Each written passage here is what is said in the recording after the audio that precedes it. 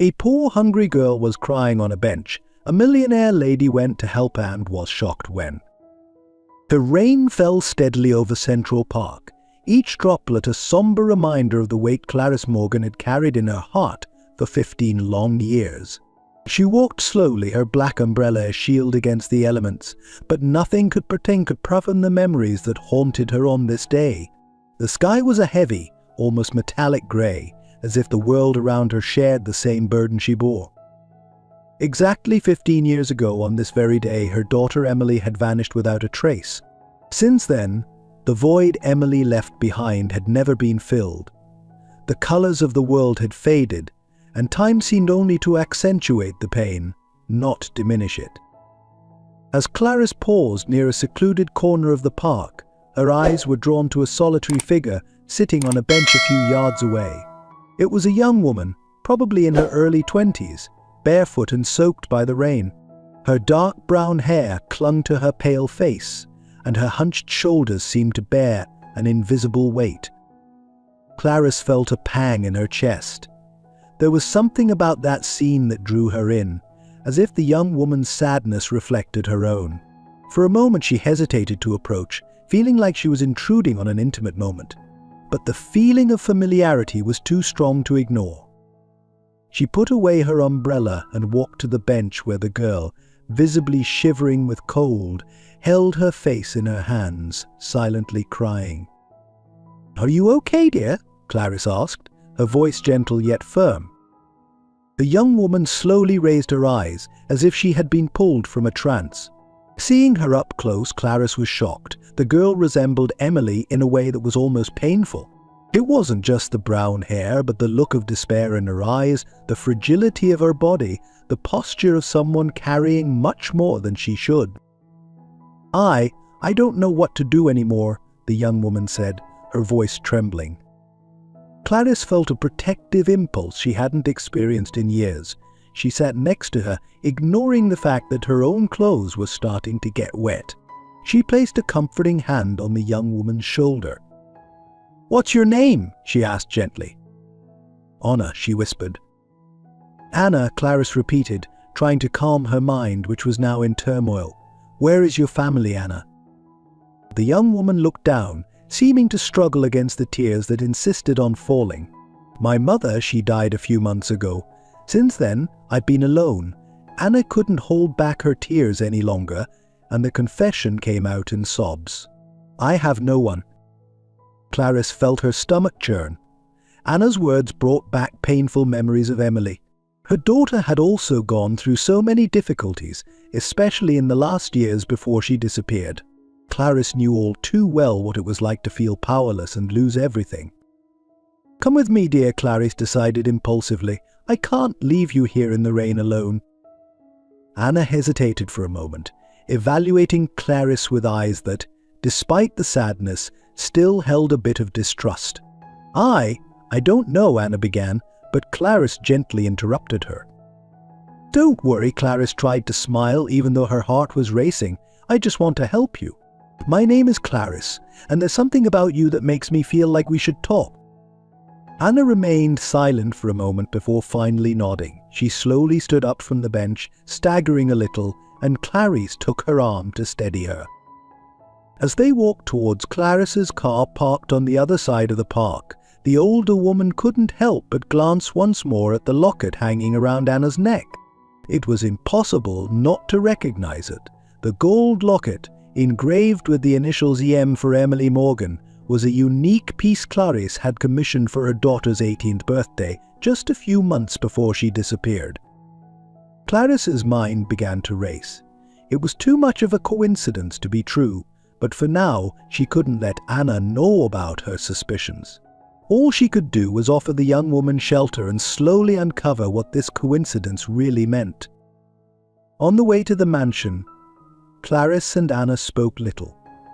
The silence between them wasn't uncomfortable, but rather filled with uncertain expectation. Clarice tried to organize her thoughts while Anna, in the passenger seat, seemed absorbed in her own reveries. The city's lights passed by the car window, creating reflections on the wet road. When they arrived at the imposing Morgan mansion, Anna looked at the building with a mixture of surprise and distrust. Clarice noticed the young woman's look and quickly reassured her. "I know it's a bit intimidating, but you'll be safe here," Clarice said as she got out of the car and hurried to open the door for Anna. As they entered the house, Clarice struggled to hide her growing agitation. Seeing Anna in her home, a place that had been empty for so long, brought out emotions she wasn't prepared to deal with. She led Anna to a room upstairs that had once been for guests, but now seemed the perfect place for the young woman to rest. "You can stay here as long as you need, Anna," Clara said as she fluffed the pillows on the bed. "Tomorrow we'll see how I can help you sort out your situation." Anna looked around the room, still cautious, but there was something in Clarice's tone that comforted her. Despite all the distrust she felt, she couldn't deny that the offer of shelter was too tempting to refuse. "Thank you, Miss Clarice," Anna finally said, her voice a bit more steady. Clarice smiled, but the smile didn't reach her eyes. Her mind was far away, lost between memories and unanswered questions. She didn't yet know what the future held, but she was determined to find out. There was something about this encounter that seemed more than just fate. It was as if the universe was finally giving her a second chance, and she didn't intend to waste it. That night, as Anna lay in a comfortable bed for the first time in weeks, Clarice returned to her room, but sleep was far from her reach. Sitting in her armchair with a cup of tea in her hands, she stared at the rain still beating against the window. Her heart, once hardened by pain, now beat stronger with hope mixed with fear. The locket, the unexpected encounter, the feeling of familiarity. Everything indicated that there was more to Anna than she herself knew. And as Clarice prepared for what was to come, a thought began to take shape in her mind. What if Anna was really her granddaughter?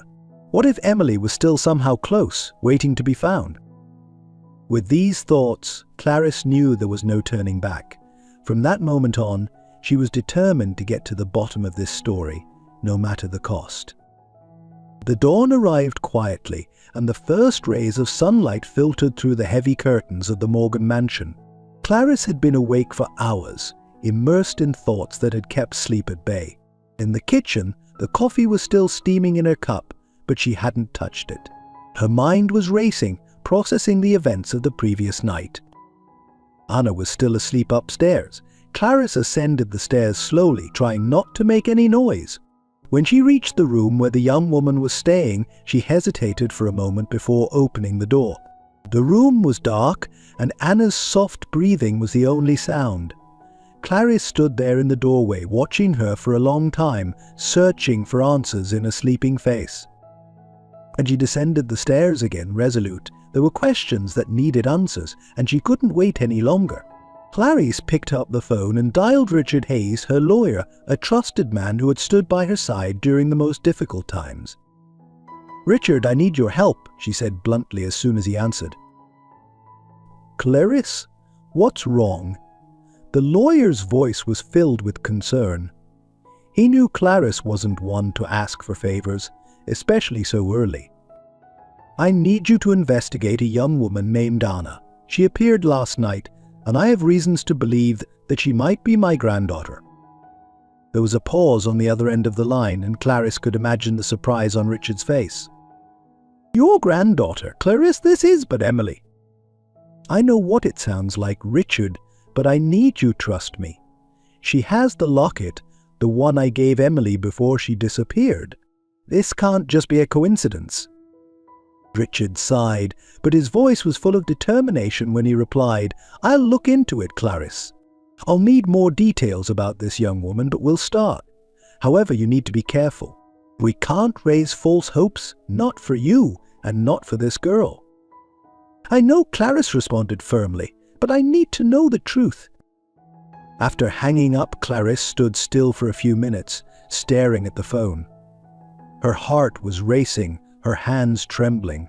Hope mingled with the fear of being wrong, but if there was a chance, she would see it through to the end. Suddenly, a sound from upstairs brought her back to reality.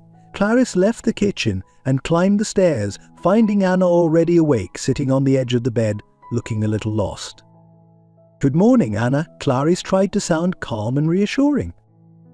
Anna lifted her head, forcing a smile.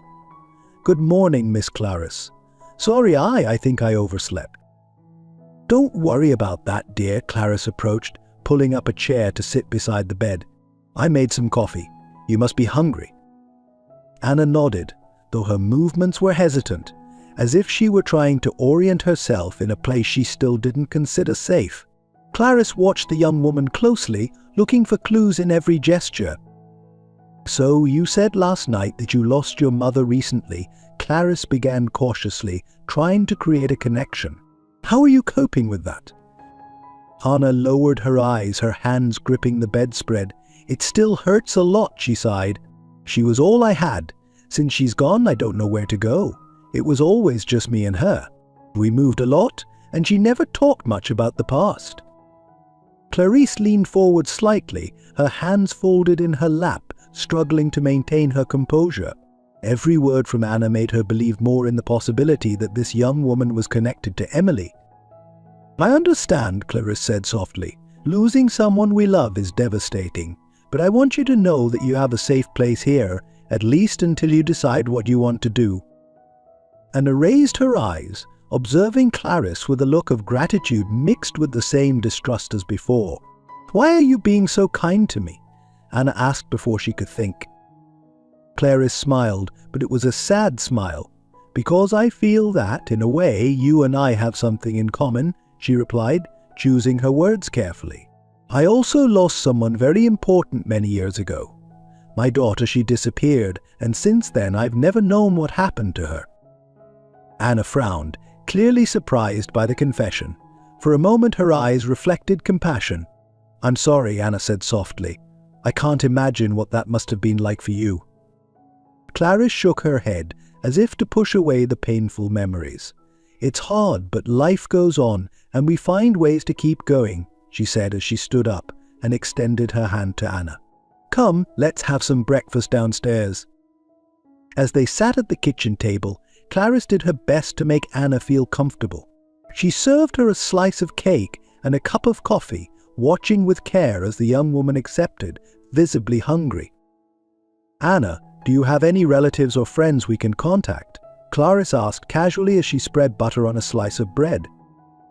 Anna hesitated for a moment, seeming to ponder whether or not she should be completely honest. "No," she admitted, staring intently at the coffee in her hands. "My mother was the only family I had. And to be honest, we weren't very close to anyone. She was reserved." "I see," Clarice replied, keeping her calm exterior while internally her mind was in turmoil. "And what about your father? Did she ever talk about him?" Anna shook her head. "No, I never knew him. My mother always said he wasn't part of our lives." Clarice's heart tightened. Anna's story was painfully similar to Emily's. The silence about the father, the isolated life, the constant moving, it was as if she was hearing an echo from the past. "Well, while you're here, I want you to feel at ease," Clarice said with an encouraging smile. "You can stay as long as you need." Anna looked at Clarice with a mixture of relief and caution. "Thank you, Miss Clarice. I don't know how I'll ever repay your kindness." "Don't worry about that now, Anna," Clarice quickly replied. "The important thing is that you're safe." After breakfast, Clarice accompanied Anna to the living room.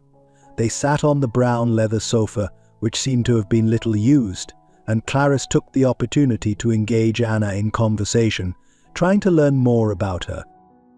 "And you, Anna, what did you do before all this happened?" Clarice asked, trying to sound as natural as possible. Anna thought for a moment before answering. "I worked at a coffee shop in a small town. Nothing special, but it was a job." She gave a shy smile. "I never had a real career. My mother always said we should live in the present, never plan too far ahead." Clarice nodded, once again recognizing the influence of Emily. Her daughter had always been unpredictable, a free spirit who refused to follow society's conventions. At the time, Clarice couldn't understand it. Today, perhaps she understood better. Your mother was very wise, Anna, Clarice said softly. Sometimes the present is all we have. Anna looked at Clarice, her eyes softening a little more. For the first time, it seemed she was beginning to trust the woman who had so unexpectedly taken her in. Miss Clarice, Anna began hesitantly, I'd like to know more about your daughter. You said she disappeared. It must have been terrible. How did you cope? Clarice took a deep breath, feeling the weight of her words. Talking about Emily was still painful, but perhaps it was necessary, especially now. Emily, Clarice began, her voice slightly choked. She was my only daughter. She was always strong and independent, but also very sensitive. We were very close when she was little, but as she grew older, our differences became more apparent. I wanted her to lead a safer life, a career stability. But Emily wanted the world, and one day she simply vanished.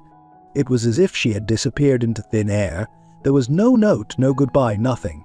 Just the silence and the absence she left behind.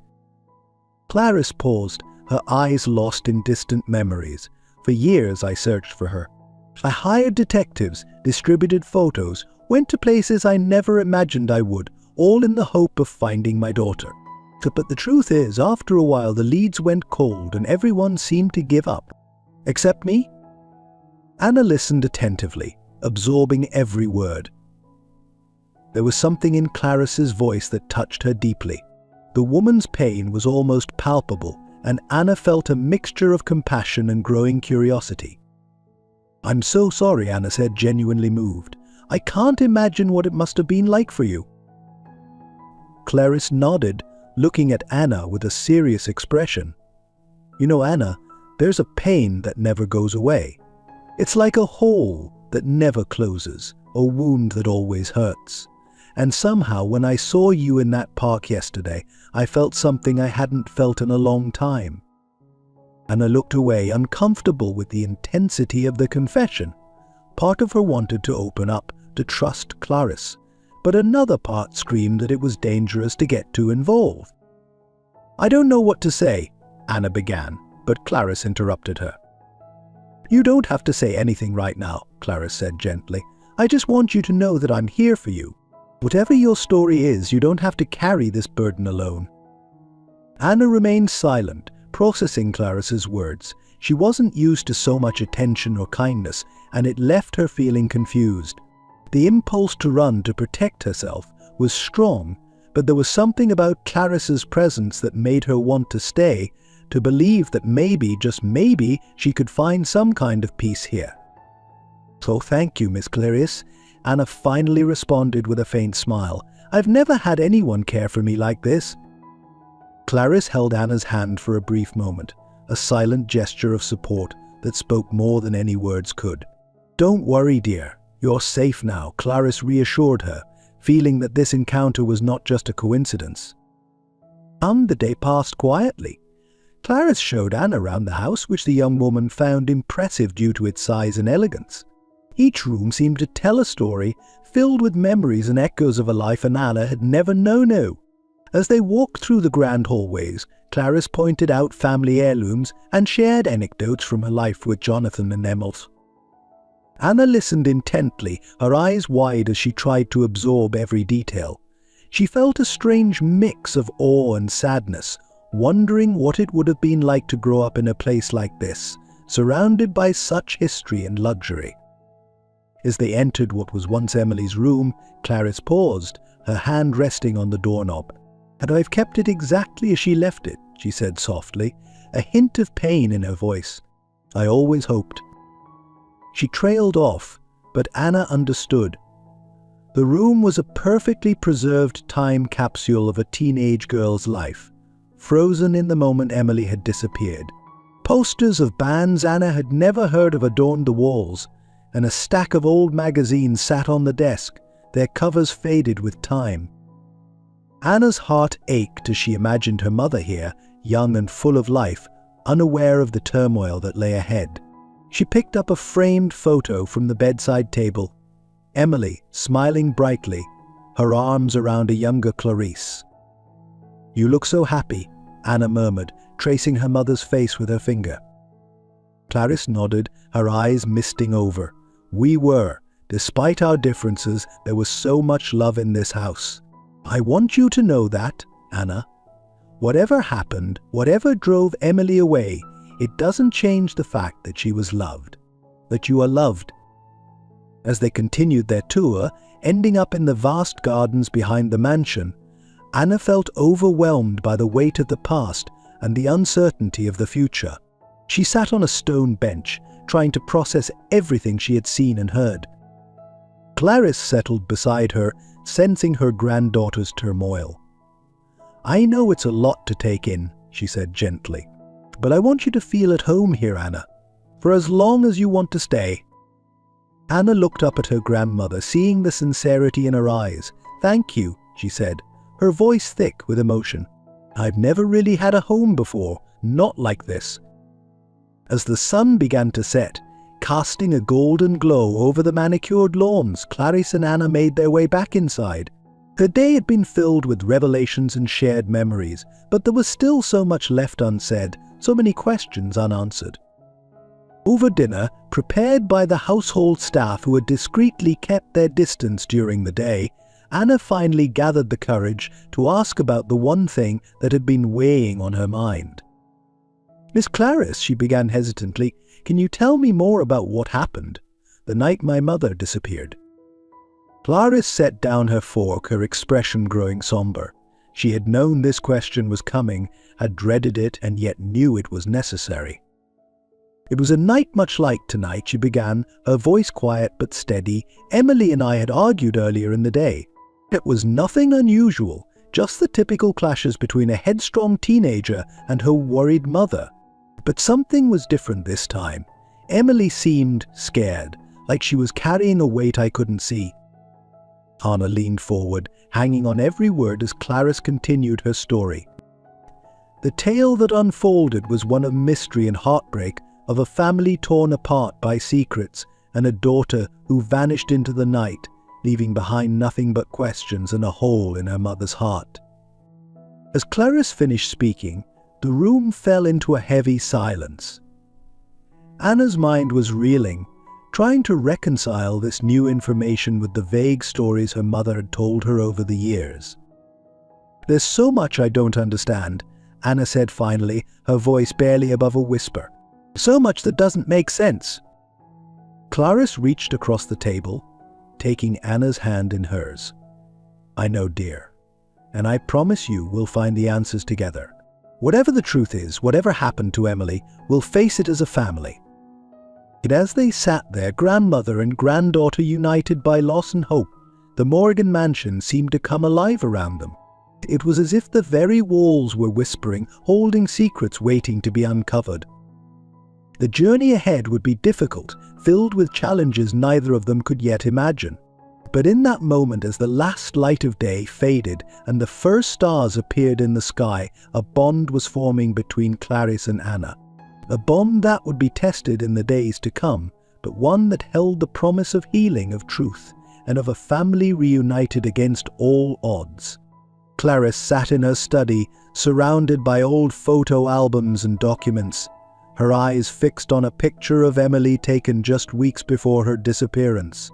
The resemblance between Emily and Anna was undeniable, and with each passing moment, Clarice felt more certain of their connection. Yet the weight of her past decisions pressed heavily upon her. As she traced Emily's smiling face in the photograph, memories flooded back, arguments about Emily's future, Clarice's insistence on a path her daughter didn't want, the growing distance between them. For the first time in years, Clarice allowed herself to consider that she might have played a role in Emily's departure. "I was too controlling," she whispered to the empty room, her voice thick with regret. "I thought I knew what was best for you, Emily, but maybe I was the one pushing you away." The realization hit her like a physical blow. Clarice had always seen herself as the victim of Emily's disappearance, but now she wondered if she had been, in part, the cause. The guilt was overwhelming, threatening to consume her. A soft knock on the door pulled Clarice from her thoughts. Anna stood in the doorway, hesitant to enter. "Miss Clarice, are you all right?" Anna asked, concern evident in her voice. Clarice quickly wiped away a tear she hadn't realized had fallen. "Yes, dear, just reminiscing," she said, gesturing to the photos spread across her desk. Anna stepped closer, her eyes drawn to the image of Emily. "Is that your daughter?" Clarice nodded, watching Anna's reaction carefully. "Yes, that's Emily. This was taken about a month before she disappeared." Anna's hand reached out, almost touching the photograph before pulling back. "She looks happy," she said softly. "She was, at least in that moment," Clarice replied, her voice tinged with sadness. "Anna, there's something I need to tell you. Something about Emily, and about you." Anna's eyes widened, a mix of curiosity and apprehension crossing her face. "About me?" Clarice took a deep breath, steeling herself for the conversation ahead. "Yes, Anna, I have reason to believe that you might be my granddaughter, Emily's daughter." The silence that followed was deafening. Anna stood frozen, her face a mask of shock and disbelief. That's impossible," she finally managed to say. "My mother never mentioned, she couldn't be." "The locket you wear," Clarice said gently. "I gave that to Emily on her 18th birthday. It's unique, made especially for her." Anna's hand flew to the locket around her neck, clutching it tightly. "But my mother said this was a family heirloom. She never told me about you, or about any of this." Clarice stood, moving closer to Anna but careful not to crowd her. "I know this is a lot to take in, Anna. I'm still trying to understand it all myself, but I've hired someone to look into it, to find out the truth." Anna took a step back, her eyes darting around the room as if looking for an escape. "I don't understand. If what you're saying is true, why didn't my mother ever tell me? Why did she keep me away from you?" The pain in Anna's voice was palpable, and Clarice felt her heart breaking for the young woman. "I don't know, Anna, but I think it might be my fault." Anna's gaze snapped back to Clarice, confusion replacing some of the fear in her eyes. "Your fault? What do you mean?" Clarice sank back into her chair, the weight of her confession bearing down on her. "Emily and I, we had our differences.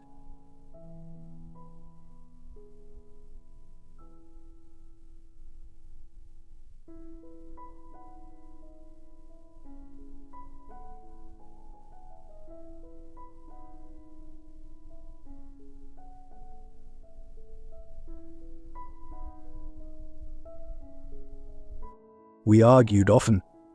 And now, looking back, I can see how suffocating I must have been." Tears welled up in Clarice's eyes as she continued. "I think I might have driven her away, Anna. My need for control, my inability to see her for who she truly was, I think that's why she left. And if you are her daughter, that's why she kept you hidden from me." Anna stood silently, processing Clarice's words. The revelation seemed to stir something within her, a memory or a feeling she couldn't quite grasp. "My mother, she always seemed afraid," Anna said slowly. "Not of anything specific, but just afraid. Like she was running from something." Clarice nodded, her heart heavy. "She was running from me, from the life I tried to force upon her. Oh, Anna, I'm so sorry. I never meant to cause so much pain." Anna sank into a nearby chair, her mind reeling from the implications of what she'd just learned. All those years, all the moving around, never staying in one place too long, it was because of you. The accusation in Anna's voice, though unintentional, cut deep.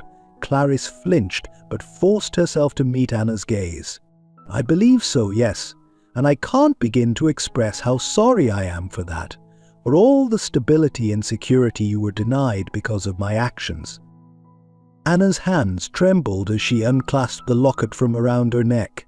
She opened it, revealing a tiny photograph inside, a young woman with a bright smile, unmistakably similar to the one in the photo on Clarice's desk. "This is the only picture I have of my mother," Anna said softly. "She always told me it was taken by someone who loved her very much." Clarice leaned forward, her breath catching as she recognized the image. "I took that picture," she whispered. "But it was Emily's 16th birthday. We had a picnic in the garden, just the two of us. It was one of the last truly happy days we spent together before things started to fall apart." The revelation seemed to break something open in Anna. Tears began to fall freely down her cheeks as she looked from the locket to Clarice and back again. All this time, she said, her voice barely above a whisper, all this time I had a family, a grandmother, and I never knew. Clarice rose from her chair, moving slowly towards Anna. She knelt before the young woman, taking her hands gently. Anna, I know I have no right to ask this of you, but can you forgive me? Can you give me a chance to make things right, to be the grandmother I should have been all along? Anna looked down at their joined hands, then back up at Clarice. The pain and longing in the older woman's eyes mirrored her own. I don't know, Anna said honestly. This is all so much to take in. I need time to process it all. Clarice nodded, understanding but unable to hide the hope in her eyes. Of course, dear. Take all the time you need. I'm not going anywhere. As if on cue, the phone in Clarice's study rang, startling them both. Clarice squeezed Anna's hands once before rising to answer it. Hello, Richard, yes, what have you found? Clarice listened intently, her expression changing from curiosity to shock. So are you certain? Yes, I understand. Thank you, Richard. Please keep digging. We need to know everything. She hung up the phone, turning back to Anna with a mix of emotions playing across her face. That was my lawyer, she explained. He's been looking into your background, trying to confirm our connection. Anna tensed, suddenly wary. And what did he find? Clarice took a deep breath, steeling herself for what she was about to say. He found records, Anna. Birth records. They confirmed that Emily had a daughter born about a year after she disappeared. The dates, the details, they all match up with you. Anna stood abruptly, her chair scraping against the floor. So it's true.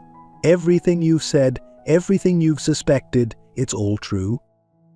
Clarice nodded, her voice gentle but firm. Yes, Anna.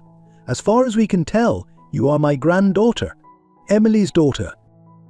The weight of the confirmation seemed to hit Anna all at once. She swayed on her feet and Clarice quickly moved to steady her. I think I need some air, Anna said weakly. So of course, Clarice agreed, leading Anna towards the French doors that opened onto the garden. Take all the time you need. I'll be here when you're ready to talk. As Anna stepped out into the cool evening air, Clarice watched her go, her heart aching with a mixture of joy at finding her long-lost granddaughter and sorrow for all the years they had missed.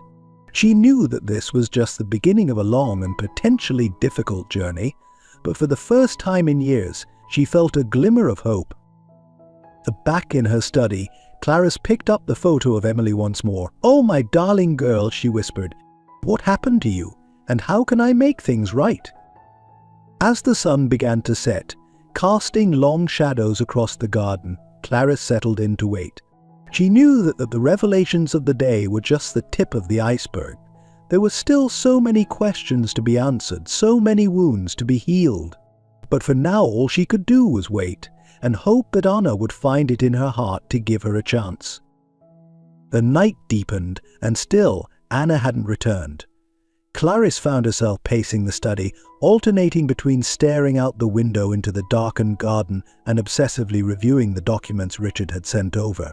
Each piece of information seemed to confirm what they already knew, but it also raised new questions. Why had Emily gone to such lengths to hide Anna's existence? What had she been afraid of? And most pressingly, where was Emily now? As the clock struck midnight, Clarice heard the soft creak of the garden door. Anna slipped back into the study, her face pale and her eyes red-rimmed from crying, but there was a determination in her stance that hadn't been there before. "Miss Clarice," Anna began, her voice hoarse but steady, "I've been thinking about everything you've told me, everything I've learned, and I have questions, so many questions." Clarice nodded, gesturing for Anna to sit. "Of course you do, dear, and I promise I'll answer them as best I can. What would you like to know?" Anna took a deep breath, seeming to gather her courage. "Tell me everything," she said. "From the beginning. I need to understand who my mother really was, why she left, and why she never told me about any of this." Clarice settled into her chair, preparing herself for a long night of difficult conversations. As she began to speak, recounting the story of Emily's childhood, her rebellious teenage years, and the events leading up to her disappearance, she couldn't help but feel a mix of grief and hope. This was a chance to set things right, to understand the past and perhaps, just perhaps, to build a future with the granddaughter she never knew she had. As the night wore on and the stories unfolded, both Clarice and Anna found themselves on a journey of discovery, piecing together the fragments of a family torn apart by misunderstanding and fear, but with the potential to be whole once more. As the first light of dawn crept through the windows of the study, Clarice and Anna sat in silence, both emotionally drained from the night's revelations. The air between them was thick with unspoken thoughts and lingering questions. Clarice watched her newly discovered granddaughter, marveling at the strength and resilience she saw in the young woman's eyes. Anna broke the silence first, her voice soft but steady. "Miss Clarice, I need to tell you something. About my past. About the things I've done to survive." Clarice leaned forward, her heart racing. "Whatever it is, Anna, you can tell me. I'm here to listen, not to judge." Anna took a deep breath, her hands twisting nervously in her lap. "After my mother, after she was gone, I was alone. I had no money, no skills, no one to turn to. I did things I'm not proud of. I stole. I lied. Her voice broke, I even worked for some dangerous people for a while, just to survive." Clarice felt a pang of guilt so strong it nearly took her breath away. If only she had known, if only she had found Anna sooner. "Oh, Anna," she whispered, reaching out to take the young woman's hand. "I'm so sorry you had to go through that alone." Anna's eyes met Clarice's, filled with a mixture of shame and defiance. "I'm not telling you this to make you feel bad. And I'm telling you because if we're going to have any kind of relationship, you need to know who I really am. All of me, not just the parts that are easy to accept." Clarice nodded, her grip on Anna's hand tightening. "Thank you for trusting me with this, Anna. Your honesty means more to me than you can know. And please understand that nothing you've done changes how I feel about you. If anything, it makes me admire your strength even more." A small smile tugged at the corners of Anna's mouth, the first genuine one Clarice had seen since their conversation began. "You really mean that, don't you?" "With all my heart," Clarice affirmed. "We've both made mistakes, Anna. We've both done things we regret. But what matters now is how we move forward, together if you'll allow it." Anna nodded slowly, her shoulders relaxing slightly. I think I'd like that. But Miss Clarice, there's something else. Something I haven't told you about my mother's disappearance." Clarice felt her heart skip a beat. "What is it, Anna?" The night she was taken." Anna began, her voice barely above a whisper. "I saw something. I was supposed to be asleep, but I heard voices. Angry voices. I peeked out of my room and saw a man arguing with my mother. He was tall, well-dressed. He kept saying something about paying debts and time running out. My mother looked terrified." Clarice's mind raced, trying to process this new information. "Did you see his face? Would you recognize him if you saw him again?"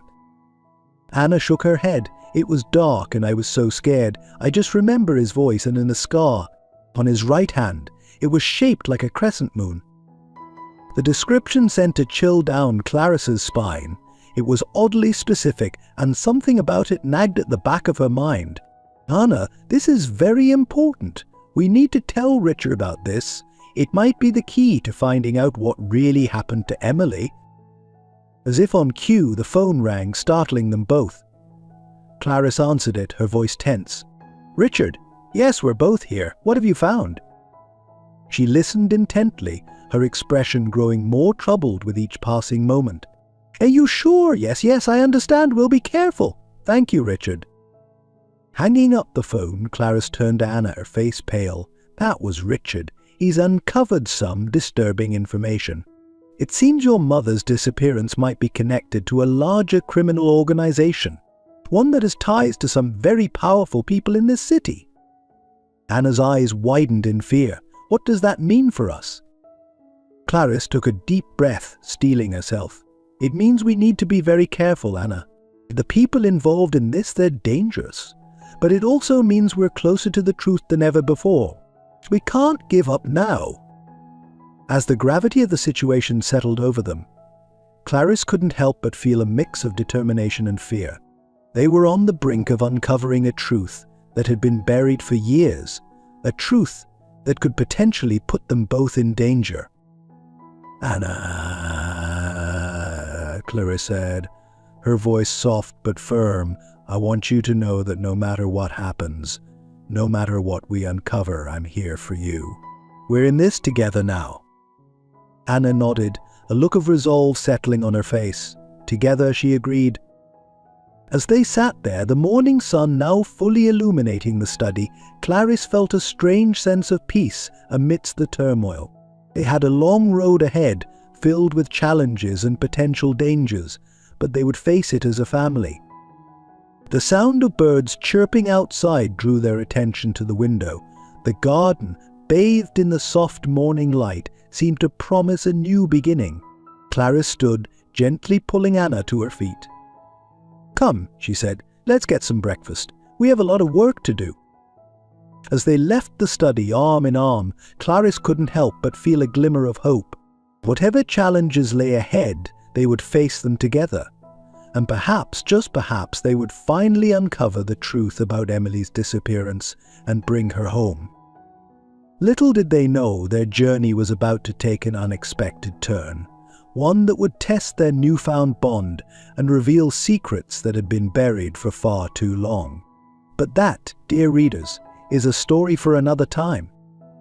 As we leave Clarice and Anna to their breakfast, we can't help but wonder what twists and turns await them. Will they uncover the truth about Emily? What dangers lurk in the shadows of their past? And how will their relationship evolve as they face these challenges together? If you're as intrigued as we are by their story, make sure to stay tuned for the next installment. Don't forget to subscribe to our channel to receive notifications about upcoming chapters in this gripping tale of family, mystery and redemption. Your support means the world to us and helps us continue bringing you captivating stories like this one. Until next time, dear readers, may your own family mysteries be as intriguing and your bonds as strong as those forming between Clarice and Anna. Remember, sometimes the greatest adventures begin with a simple act of kindness, like offering shelter to a stranger in the rain. Who knows what remarkable stories are waiting to unfold in your own life? As the morning sun climbed higher in the sky, Clarice and Anna sat at the kitchen table, picking at their breakfast. The weight of their recent discoveries hung heavily in the air. Clarice couldn't help but notice how Anna's eyes kept darting towards the windows, as if expecting danger to burst in at any moment. "Anna," Clarice began gently, "I know this is all overwhelming, but I promise you we're safe here." Anna nodded, but the tension in her shoulders didn't ease. "It's just, I've spent so long looking over my shoulder, Miss Clarice. It's hard to believe that it might finally be over." Before Clarice could respond, the shrill ring of the telephone pierced the air. Both women jumped, exchanging a nervous glance before Clarice rose to answer it. "Hello?" "Yes," whispered, but his face paled as he listened, her knuckles turning white as she gripped the receiver. "Are you certain?" Yes, I understand. We'll be ready." She hung up the phone and turned to Anna, her expression grave. "That was Richard. He's uncovered something big, Anna, something that could blow this whole case wide open." Anna leaned forward, her breakfast forgotten. "What is it? Did he find out what happened to my mother?" Clarice shook her head. "Not exactly, but he's found a connection. A name that keeps coming up in his investigation. Gerald Thompson." The name hung in the air between them, heavy with unspoken implications. "Who is Gerald Thompson?" Anna asked, her voice barely above a whisper. Clarice sank back into her chair, her mind reeling. Gerald, he was an old friend of the family. Someone I trusted implicitly. He was there the night Emily disappeared. He helped with the search, comforted me when hope seemed lost. I never suspected." Her voice trailed off, choked with emotion. Anna reached across the table, taking Clarice's hand in hers. "Suspected what, Miss Clarisse?" Clarice met Anna's gaze, her eyes shimmering with unshed tears. "Richard believes Gerald might be involved in Emily's disappearance. He's found financial records, Anna, large sums of money changing hands, offshore accounts. And it all traces back to Gerald." Anna's grip on Clarice's hand tightened. But why? Why would he do this? Clarice shook her head, voice bitter. "I don't know. Money, power. Or maybe it was something more personal. Gerald always had a soft spot for Emily. I thought it was fatherly affection, but now—" She couldn't finish the thought, the implications too horrifying to voice. Anna stood abruptly, her chair scraping against the floor. "We need to find him. We need to find him. We need to make him tell us what happened to my mother." Clarice rose as well, placing a calming hand on Anna's shoulder. "We will, dear, but we need to be careful. Gerald is powerful connected. If he realizes we're onto him, he could disappear or worse." As if on cue, the sound of tires on gravel echoed from outside. Both women froze, their eyes locked on the kitchen window. The black car had pulled up in front of the mansion, its tinted windows obscuring any view of the occupants. "Miss Clarice," Anna whispered, her voice trembling. "Are we expecting anyone?" Clarice shook her head slowly, her heart pounding in her chest. "No, we're not." And they watched in tense silence as the car door opened. A tall figure emerged, his face hidden by the brim of a hat. But as he turned towards the house, a ray of sunlight caught his hand, illuminating a distinctive crescent-shaped scar.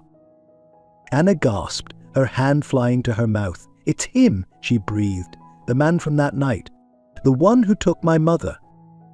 Clarice's mind raced. Could it be Gerald? After all these years, had he finally come to silence them? She grabbed Anna's hand, pulling her towards the back of the house. "We need to get out of here," Clarice said urgently. "There's a hidden passage in the study. It leads to a garage on the other side of the property. We can take my car and get to Richard's office." As they hurried through the house, the sound of heavy footsteps on the front porch spurred them on. They had just reached the study when the loud crack of splintering wood echoed through the mansion. The front door had been forced open. Clarice's hand shook as she fumbled with the hidden latch on the bookcase. Finally, it swung open, revealing a dark passageway beyond. She ushered Anna inside, following close behind and pulling the bookcase closed just as footsteps entered the study. They stood in the darkness, barely daring to breathe, as muffled voices filtered through from the other side of the wall. "Search every room," a gruff voice commanded. "They can't have gone far." Anna's grip on Clarice's hand was almost painful, but Clarice welcomed it. It anchored her, kept her from succumbing to the fear that threatened to overwhelm her. "Come on," she whispered, gently tugging Anna further into the passage. "We need to keep moving."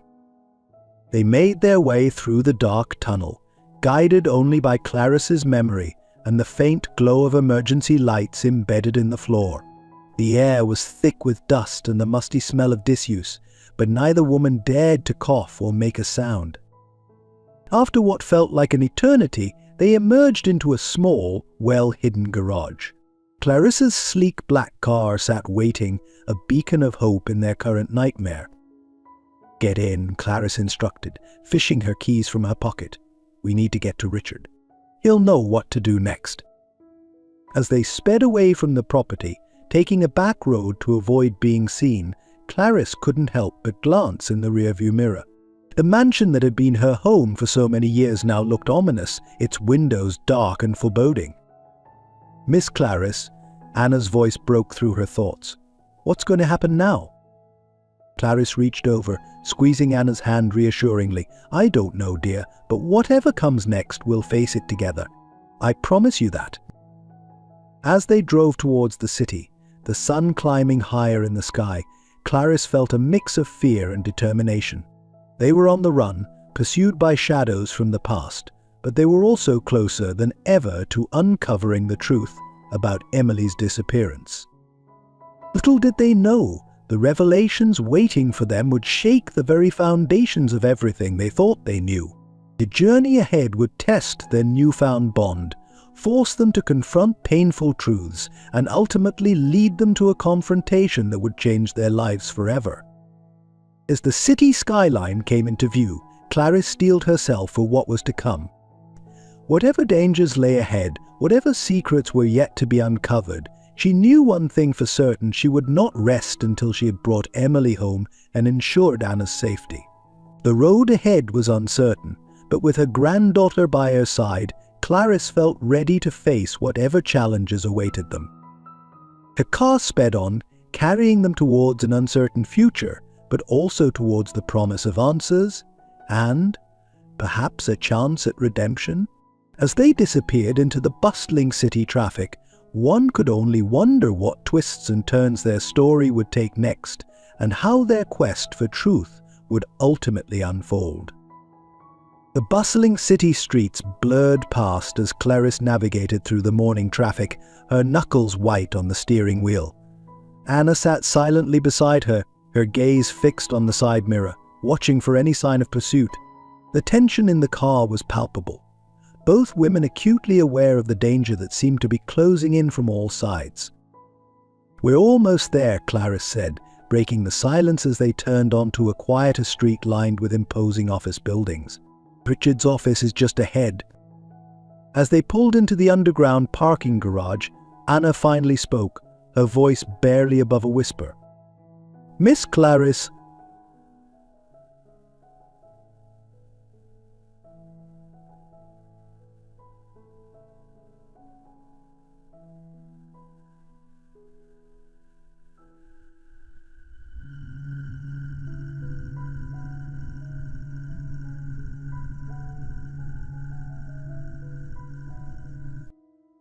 Clarice's heart skipped a beat as she parked the car and turned to face her granddaughter. "What do you mean, Anna? When?" Anna's eyes were distant, lost in a memory. "It was about a year ago. I was working at a diner in a small town upstate. He came in late one night, sat in my section. I remember thinking how out of place he looked in his expensive suit. But it was his eyes that really stuck with me, cold, calculating, like he was sizing everyone up." Clarice listened intently, her mind racing. "Did he say anything to you?" Anna nodded slowly. "He asked if I was new in town. Said I reminded him of someone he used to know. At the time I thought he was just another creep trying to hit on me, but now I wonder if he knew who I was all along." The implications of Anna's words hung heavy in the air. If Gerald, or whoever this man was, had known about Anna's existence, had been tracking her movements, it meant their enemy was far more formidable than they had initially thought. "We need to tell Richard about this," Clarice said, her voice filled with renewed determination. Every detail could be important. As they made their way to the elevator, Clarice couldn't shake the feeling that they were being watched. She ushered Anna inside quickly, pressing the button for Richard's floor with perhaps more force than necessary. The law offices of Hayes Associates were quiet when they arrived, most of the staff not yet in for the day. Richard met them at the reception area, his usually impeccable appearance slightly disheveled, a testament to the long hours he'd been working on their case. "Clarice, Anna," he greeted them, his voice low and urgent. "Thank God you're both all right. When I couldn't reach you at the house, I feared the worst." "We had an unexpected visitor," Clarice explained as Richard led them to his private office. "Someone broke in looking for us. We barely made it out." Richard's face darkened as he closed the office door behind them. "It's as I feared then. They're making their move." "Richard, what exactly have you uncovered?" Clarice asked, sinking into one of the plush leather chairs in front of his desk. "Who are they?" The lawyer sighed heavily, running a hand through his greying hair. "It's bigger than we thought, Clarice. Much bigger. Gerald Thompson isn't just some rogue actor. He's part of a larger organization, one that's had its tendrils in this city's underbelly for decades." Anna leaned forward, her eyes wide. "What kind of organization?" "The kind that deals in secrets and leverage, Richard replied grimly.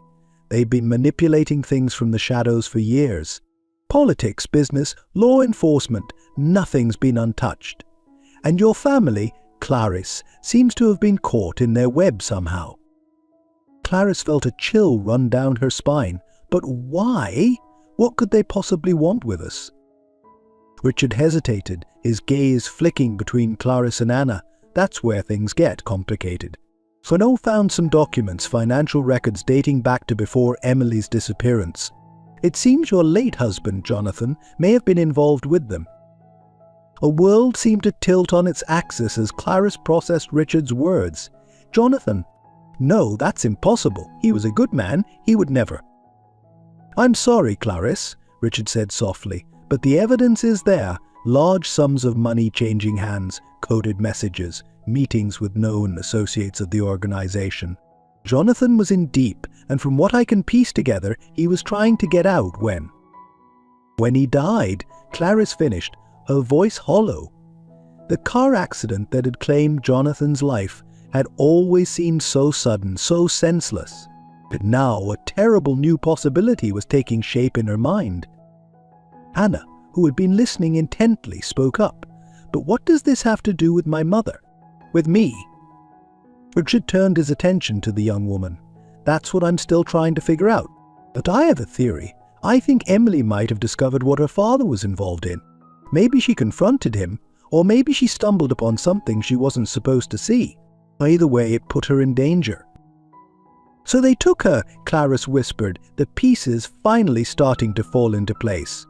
"To keep her quiet, to protect their secrets." Richard nodded solemnly. "It's possible. And if Anna is Emily's daughter?" "Then I'm a loose end," Anna finished, her voice trembling slightly. "A potential threat to their operation." The weight of this revelation settled over the room like a heavy blanket. Clarice reached out, taking Anna's hand in hers, offering what comfort she could. "What do we do now?" Clarice asked, looking to Richard for guidance. The lawyer's expression was grim but determined. "We keep digging. We've got enough now to start putting real pressure on some of these people. I have contacts in the FBI who've been building a case against this organization for years. With what we know now, we might finally be able to bring them down." Just then, a commotion outside the office caught their attention. Raised voices, the sound of running feet. Richard moved swiftly to the door, peering out into the hallway. "We need to move," he said urgently, turning back to Clarice and Anna. "They're here!" Clarice's heart began to race as she and Anna jumped to their feet. How did they find us so quickly? Richard was already moving, guiding them towards a hidden panel in the wall of his office. They must have eyes everywhere. We can't trust anyone right now. This passage leads to a secure garage in the building next door. I have a car waiting there. As they hurried through the narrow passageway, the sounds of pursuit growing louder behind them, Clarice couldn't help but marvel at how quickly their world had been turned upside down. Just days ago, she had been a lonely widow mourning a long-lost daughter. Now, she was on the run with a granddaughter she never knew she had, fleeing from a shadowy organization with tentacles reaching into every corner of their lives. They emerged into a dim-lit garage, Richard leading them to a nondescript sedan parked in a corner. "Get in," he instructed, tossing the keys to Clarice. "Head north out of the city. I have a safe house upstate. I'll contact you when it's safe." As Clarice started the engine, Anna rolled down her window. "What about you?" she asked Richard, concern evident in her voice. The lawyer managed a small smile. "Don't worry about me. I'll keep them busy here. Throw them off your trail. Just promise me you'll both stay safe." With a final nod, Richard disappeared back into the passage, sealing it behind him. Clarice took a deep breath, steeling herself for what lay ahead, and pressed down on the accelerator. As they emerged onto the street, blending into the flow of morning traffic, Clarice glanced at Anna. The young woman's face was a mixture of fear and determination, a reflection of Clarice's own emotions. "We're going to get through this," Clarice said, as much to reassure herself as Anna. We're going to find out what happened to your mother, and we're going to make these people pay for what they've done to our family." Anna nodded, her jaw set with resolve. "Together," she said softly. As they drove out of the city, leaving behind the only world they'd known, Clarice felt a strange mix of terror and exhilaration. They were heading into unknown territory, pursued by dangerous enemies, with only each other to rely on. But for the first time in years, she also felt truly alive, with a purpose that burned brighter than her fear. Little did they know the journey ahead would test them in ways they could never have imagined. Secrets would be uncovered, loyalties would be tested, and the true strength of their newfound bond would be put to the ultimate test. But for now, as the city skyline receded in the rearview mirror, all that mattered was the road ahead and the promise of answers that lay at the end of it. The car sped north, carrying Clarice and Anna towards an uncertain future, but also towards the truth they both so desperately sought. And as the miles rolled by, one thing became clear: whatever challenges lay ahead, they would face them together, united by a bond of blood and shared determination to uncover the secrets that had shaped their lives for so long. The winding roads of upstate New York stretched out before them, a ribbon of asphalt cutting through dense forests and rolling hills. Clarice's hands were steady on the wheel, her eyes constantly darting to the rearview mirror, watching for any sign of pursuit. Beside her, Anna sat in tense silence, her gaze fixed on the passing landscape. As they drove further from the city, the adrenaline that had fueled their escape began to ebb, replaced by a heavy weariness. The weight of all they had learned in the past few days settled over them like a thick fog. "Miss Clarice," Anna finally broke the silence, her voice barely above a whisper. "Do you think Richard is okay?" Clarice glanced at her granddaughter, noting the worry etched on her young face. "Richard is smart and resourceful," she replied, trying to infuse her voice with a confidence she didn't entirely feel. "He's been in tough situations before. I'm sure he'll find a way to throw them off our trail." Anna nodded, but the tension in her shoulders didn't ease. "I can't help but feel responsible for all of this," she admitted. "If I hadn't shown up at your door—" "Don't!" Clarice cut her off gently but firmly. "None of this is your fault, Anna. If anything, your appearance has finally given me the chance to uncover the truth about what happened to Emily, to understand the web of lies and secrets that has surrounded our family for far too long." As they lapsed back into silence, Clarice's mind wandered to the revelations about her late husband, Jonathan. The idea that he had been involved with the very organization that had taken Emily was almost too painful to contemplate. Had she ever really known him at all? Hours passed, the scenery gradually changing from dense forests to more open farmland. As the sun began to dip towards the horizon, Clarice spotted a small roadside diner. "We should stop," she said, already signaling to turn off the main road. "Get something to eat, maybe rest for a bit. We can't keep driving indefinitely." Anna looked uncertain. "Is it safe?" Clarice managed a small smile. "As safe as anywhere, I suppose. We can't stay on the road forever and we need to keep our strength up. Besides, we're far enough from the city now that we should be able to blend in." The diner was nearly empty when they entered, just a few truckers at the counter and an elderly couple in a booth near the back. Clarice and Anna slid into a booth near the door, both instinctively positioning themselves to keep an eye on the entrance. A tired-looking waitress approached, notepad in hand. "What can I get you ladies?"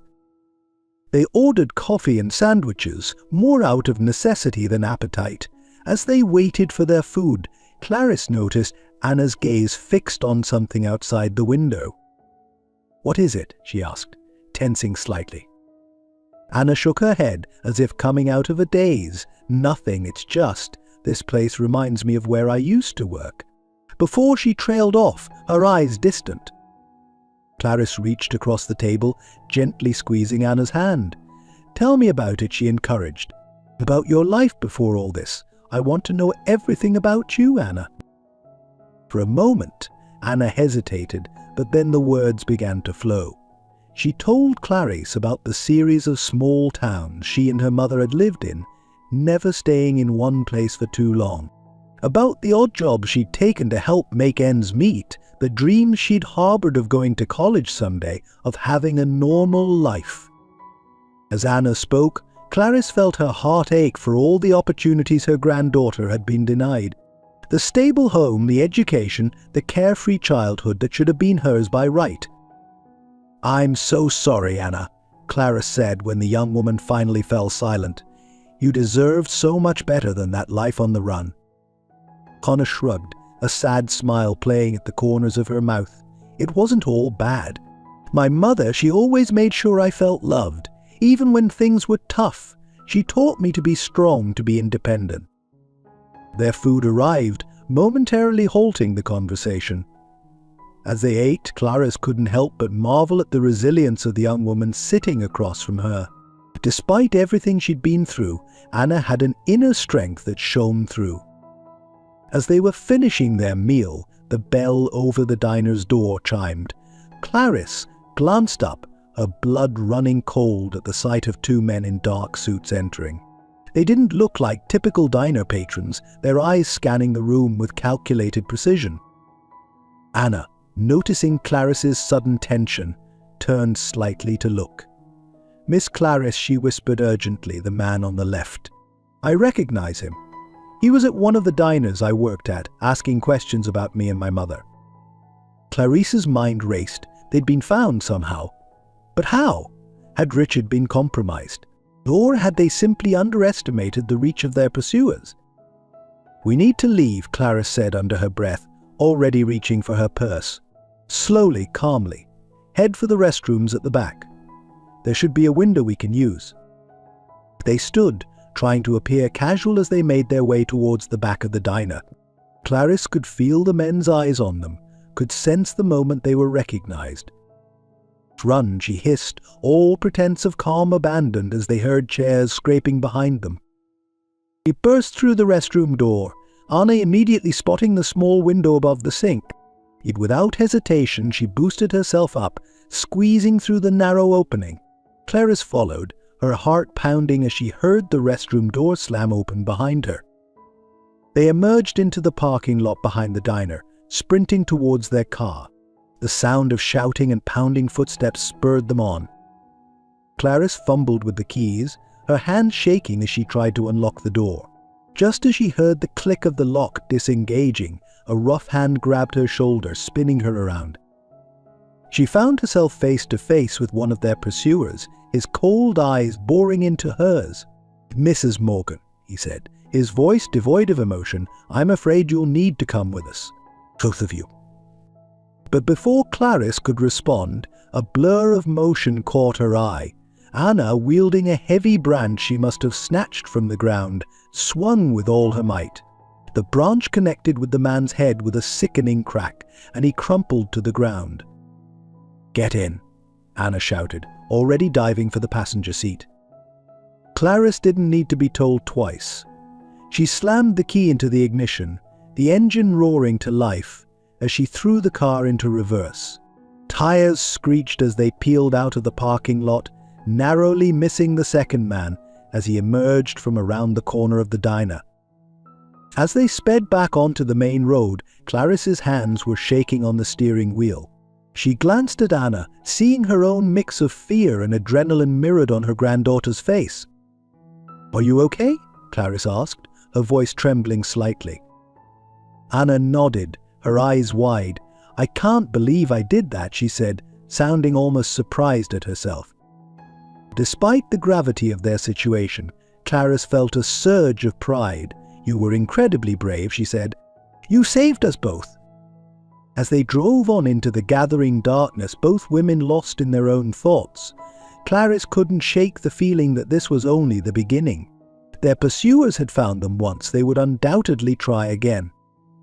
"We can't go to Richard's safe house," Clarice said after a long silence. "If they found us at the diner, it's not safe." Anna turned to her, determination etched on her face. "So what do we do now?" Clarice took a deep breath, weighing their limited options. "We need answers," she said finally. And I think I know where we might find them. It's time we stopped running and started fighting back." As the car sped through the night, carrying them towards an uncertain destination, Clarice felt a strange mix of fear and resolve. They were diving headfirst into danger, but for the first time in years she felt like she was finally taking control of her own destiny. Little did they know the path they were about to embark on would lead them to revelations beyond their wildest imaginations. Secrets long buried would come to light, testing the strength of their newfound bond and forcing them to confront truths that would shake the very foundations of everything they thought they knew. The road ahead was fraught with peril, but as Clarice glanced at Anna, seeing the determination in her granddaughter's eyes, she knew they would face whatever came next together. The truth about Emily, about the organization that had torn their family apart, was out there waiting to be uncovered, and they were finally ready to seek it out, no matter the cost. The sun was just beginning to peek over the horizon as Clarice guided the car down a winding, tree-lined driveway. Anna stirred from her restless sleep, blinking in confusion at the unfamiliar surroundings. "Where are we?" she asked, her voice still thick with sleep. Clarice's grip tightened on the steering wheel as a sprawling, Victorian-style mansion came into view. "This," she said, her voice barely above a whisper, "was your grandfather's private retreat. If there are answers to be found, they'll be here." As they pulled up to the grand entrance, Anna's eyes widened. "I didn't know we had a place like this." "Few people did," Clarice replied, a hint of bitterness in her tone. "Jonathan kept many secrets, it seems." They approached the front door cautiously, Clarice fishing an old key from her purse. The lock turned with a rusty groan, and they stepped into a world frozen in time. Dust sheets covered the furniture, and the air was thick with the musty scent of disuse. "We need to be careful," Clarice warned as they made their way through the foyer. "I don't know if anyone else knows place, but we can't take any chances." Anna nodded, her eyes darting nervously around the room. "What exactly are we looking for?" "Anything that might give us a clue about your grandfather's involvement with the organization," Clarice replied. "Financial records, correspondence, anything that seems out of place." They split up, methodically searching room after room. Hours passed, yielding nothing but frustration and an increasing sense of unease. As the sun climbed higher in the sky, Clarice found herself in what appeared to be Jonathan's study. Her fingers trailed over the dusty desk, memories flooding back of happier times, before secrets and lies had torn their family apart. A faint click beneath her hand startled her from her reverie. A hidden compartment in the desk had sprung open, revealing a stack of documents and a small leather-bound journal. "Anna," Clarice called out, her heart racing, "I think I've found something." Anna burst into the room, breathless with anticipation. Together they pored over the documents, their eyes widening with each revelation. "This can't be real," Anna whispered, her voice shaking. "Grandfather he was trying to bring down the organization from the inside." Clarice nodded, her own hands trembling as she flipped through the journal. It seemed so. He got in too deep, realized the extent of their corruption, and decided to gather evidence against them. But then why? Anna's voice trailed off, the unspoken question hanging in the air between them. "Why did they take your mother?" Clarice finished, her voice heavy with realization. "Because she found out. Look at this entry, just days before she disappeared." Anna leaned in, reading aloud from the journal. He discovered files. Confrontation inevitable. He must protect her at all costs. Oh God, he knew they were coming for her. Clarice felt a cold weight settle in her stomach, and he couldn't stop it. Whatever evidence he had gathered, it wasn't enough to bring them down before they got to Emily. A sudden noise from downstairs made them both freeze. The unmistakable sound of the front door opening echoed through the empty house. "We're not alone," Anna whispered, fear evident in her eyes.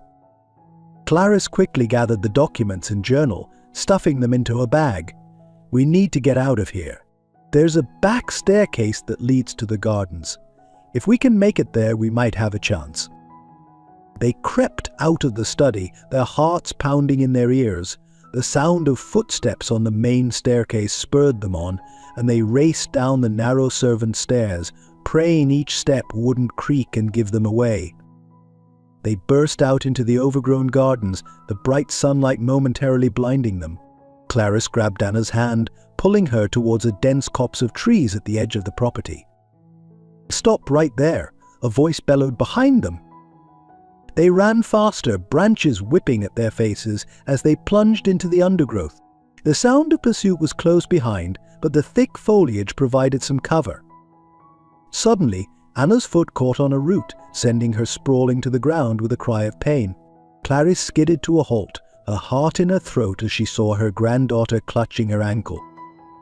I can't run," Anna gasped, tears of pain and frustration in her eyes. The sound of their pursuers was getting closer. Clarice made a split-second decision, thrusting her bag into Anna's hands. "Take these," she said urgently. "Find somewhere to hide. I'll lead them away." "No," Anna protested, reaching for her grandmother. "I won't leave you." Clarice cupped Anna's face in her hands, her eyes fierce with determination. "You have to. These documents are the key to everything. You need to get them to Richard, to the authorities. It's the only way to end this, to find out what really happened to your mother." Tears streamed down Anna's face as she nodded, understanding the gravity of the situation. Clarice helped her to her feet, supporting her as they found a dense thicket where Anna could conceal herself. "I'll come back for you," Clarice promised, her own eyes glistening. "Stay hidden, no matter what you hear. Don't come out until you're sure it's safe." And with a final anguished look at her granddaughter, Clarice turned and ran back the way they had come, deliberately making noise to draw attention to herself. "Over here," she shouted, leading their pursuers away from Anna's hiding spot. As she ran, Clarice's mind raced. She had no plan, no idea how she would escape, but none of that mattered. All that mattered was keeping Anna safe, giving her the chance to expose the truth, and finally bring justice for Emily. The sound of running feet behind her grew closer. Clarice's lungs burned, her legs ached, but she pushed on, driven by a mother's love and a grandmother's fierce protective instinct. Suddenly she burst out of the trees onto a narrow cliff edge overlooking a rushing river far below. She skidded to a halt, realizing with a sinking heart that she had nowhere left to run. "Mrs. Morgan," a cold voice said behind her. She turned to see Gerald Thompson himself, flanked by two burly men. "I'm afraid this little chase of ours has come to an end." Clarice straightened her spine, facing her old friend turned enemy with defiance. "It's over, Gerald. We know everything. About Jonathan, about what you did to Emily." A flicker of surprise crossed Gerald's face before his expression hardened. "You have no idea what you're dealing with, Clarice. This is bigger than you, bigger than all of us." "Then explain it to me," Clarice challenged, her mind racing for a way to buy more time, to keep them focused on her and away from Anna. "Tell me why you destroyed our family." Gerald's laugh was cold, devoid of humor. "Destroyed? I protected you, Clarice. Jonathan was in too deep. He was going to expose everything. We gave him a chance to back down, to think of his family. But he was too stubborn, too righteous." "So you killed him," Clarice said, the words tasting like ash in her mouth. "Made it look like an accident." Gerald shrugged, his lack of remorse chilling. It was necessary, and then Emily started asking questions, digging into things she shouldn't have. "We had no choice. She was my daughter." Clarice cried, years of pain and anger bursting forth. She was innocent. "No one is innocent in this game, Clarice," Gerald replied, his voice almost sad. "Now where is the girl? Where is Anna?" Clarice's heart stuttered, but she kept her face impassive. "I don't know what you're talking about." Gerald's eyes narrowed. "Don't play games with me. We know she was with you. A shame, really. She could have lived out her life in blissful ignorance if you hadn't gone digging into the past." "You'll never find her," Clarice said, a fierce pride in her voice. "She's smarter than all of us. She'll finish what Jonathan started." Gerald sighed, pulling a gun from his jacket. "I had hoped we resolved this amicably, old friend." "But you leave me no choice." As he raised the weapon, time seemed to slow for Clarisse. In that moment she thought of Emily of the years lost, of the granddaughter she had only just found. She thought of the truth hidden in those documents, the key to unraveling everything. With a silent prayer for Anna's safety, Clarisse Morgan made her choice. She turned and, before Gerald could react, leapt from the cliff edge into the churning waters below. The last thing she heard was Gerald's enraged shout, drowned out by the rush of the river as it swept her away. As the cold water enveloped her, Clarisse felt a strange sense of peace. She had done what she could. Now it was up to Anna to finish this fight, to uncover the truth and bring justice for their family.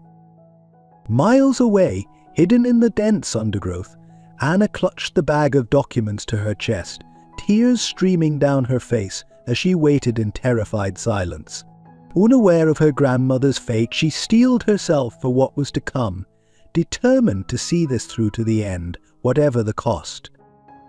The truth about Emily, about the organization that had torn their family apart, was finally within reach. But the price of that truth was proving to be higher than anyone could have imagined.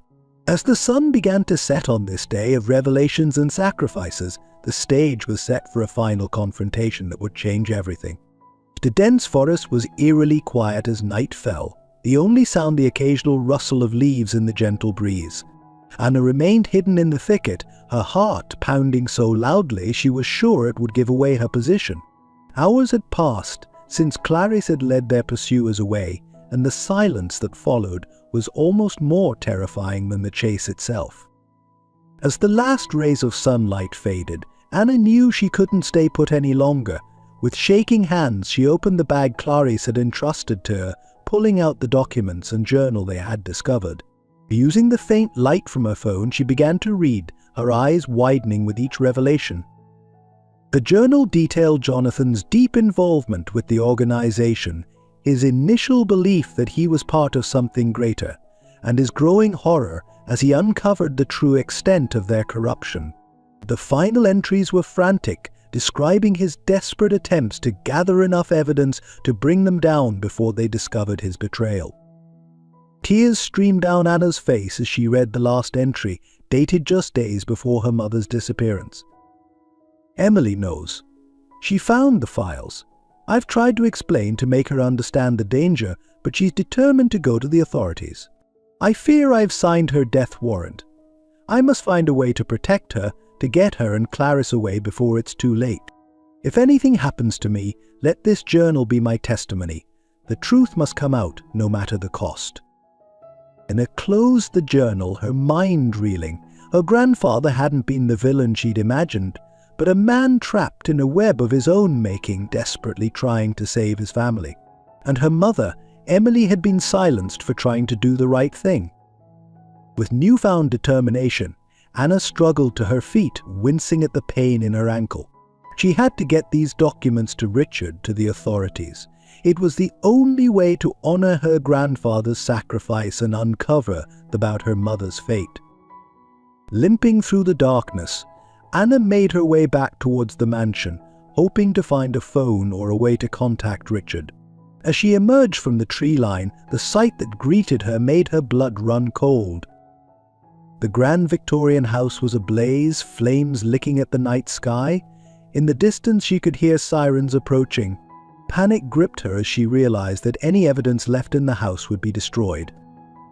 As she stood frozen, trying to decide what to do, a hand clamped down on her shoulder. Anna whirled around, ready to fight, only to find herself face to face with a woman she had only seen in photographs. "Mom?" Anna whispered, her voice barely audible over the crackling of the flames.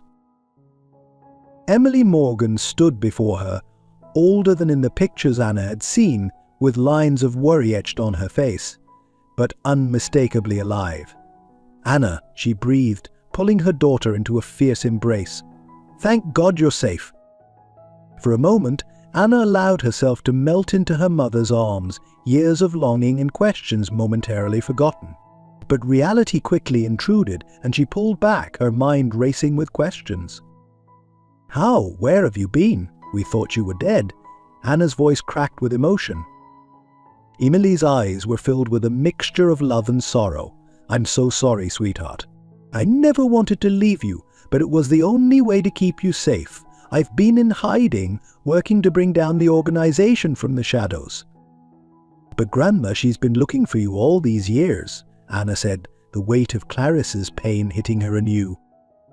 A flash of guilt crossed Emily's face. "I know, and I'll spend the rest of my life trying to make it up to her.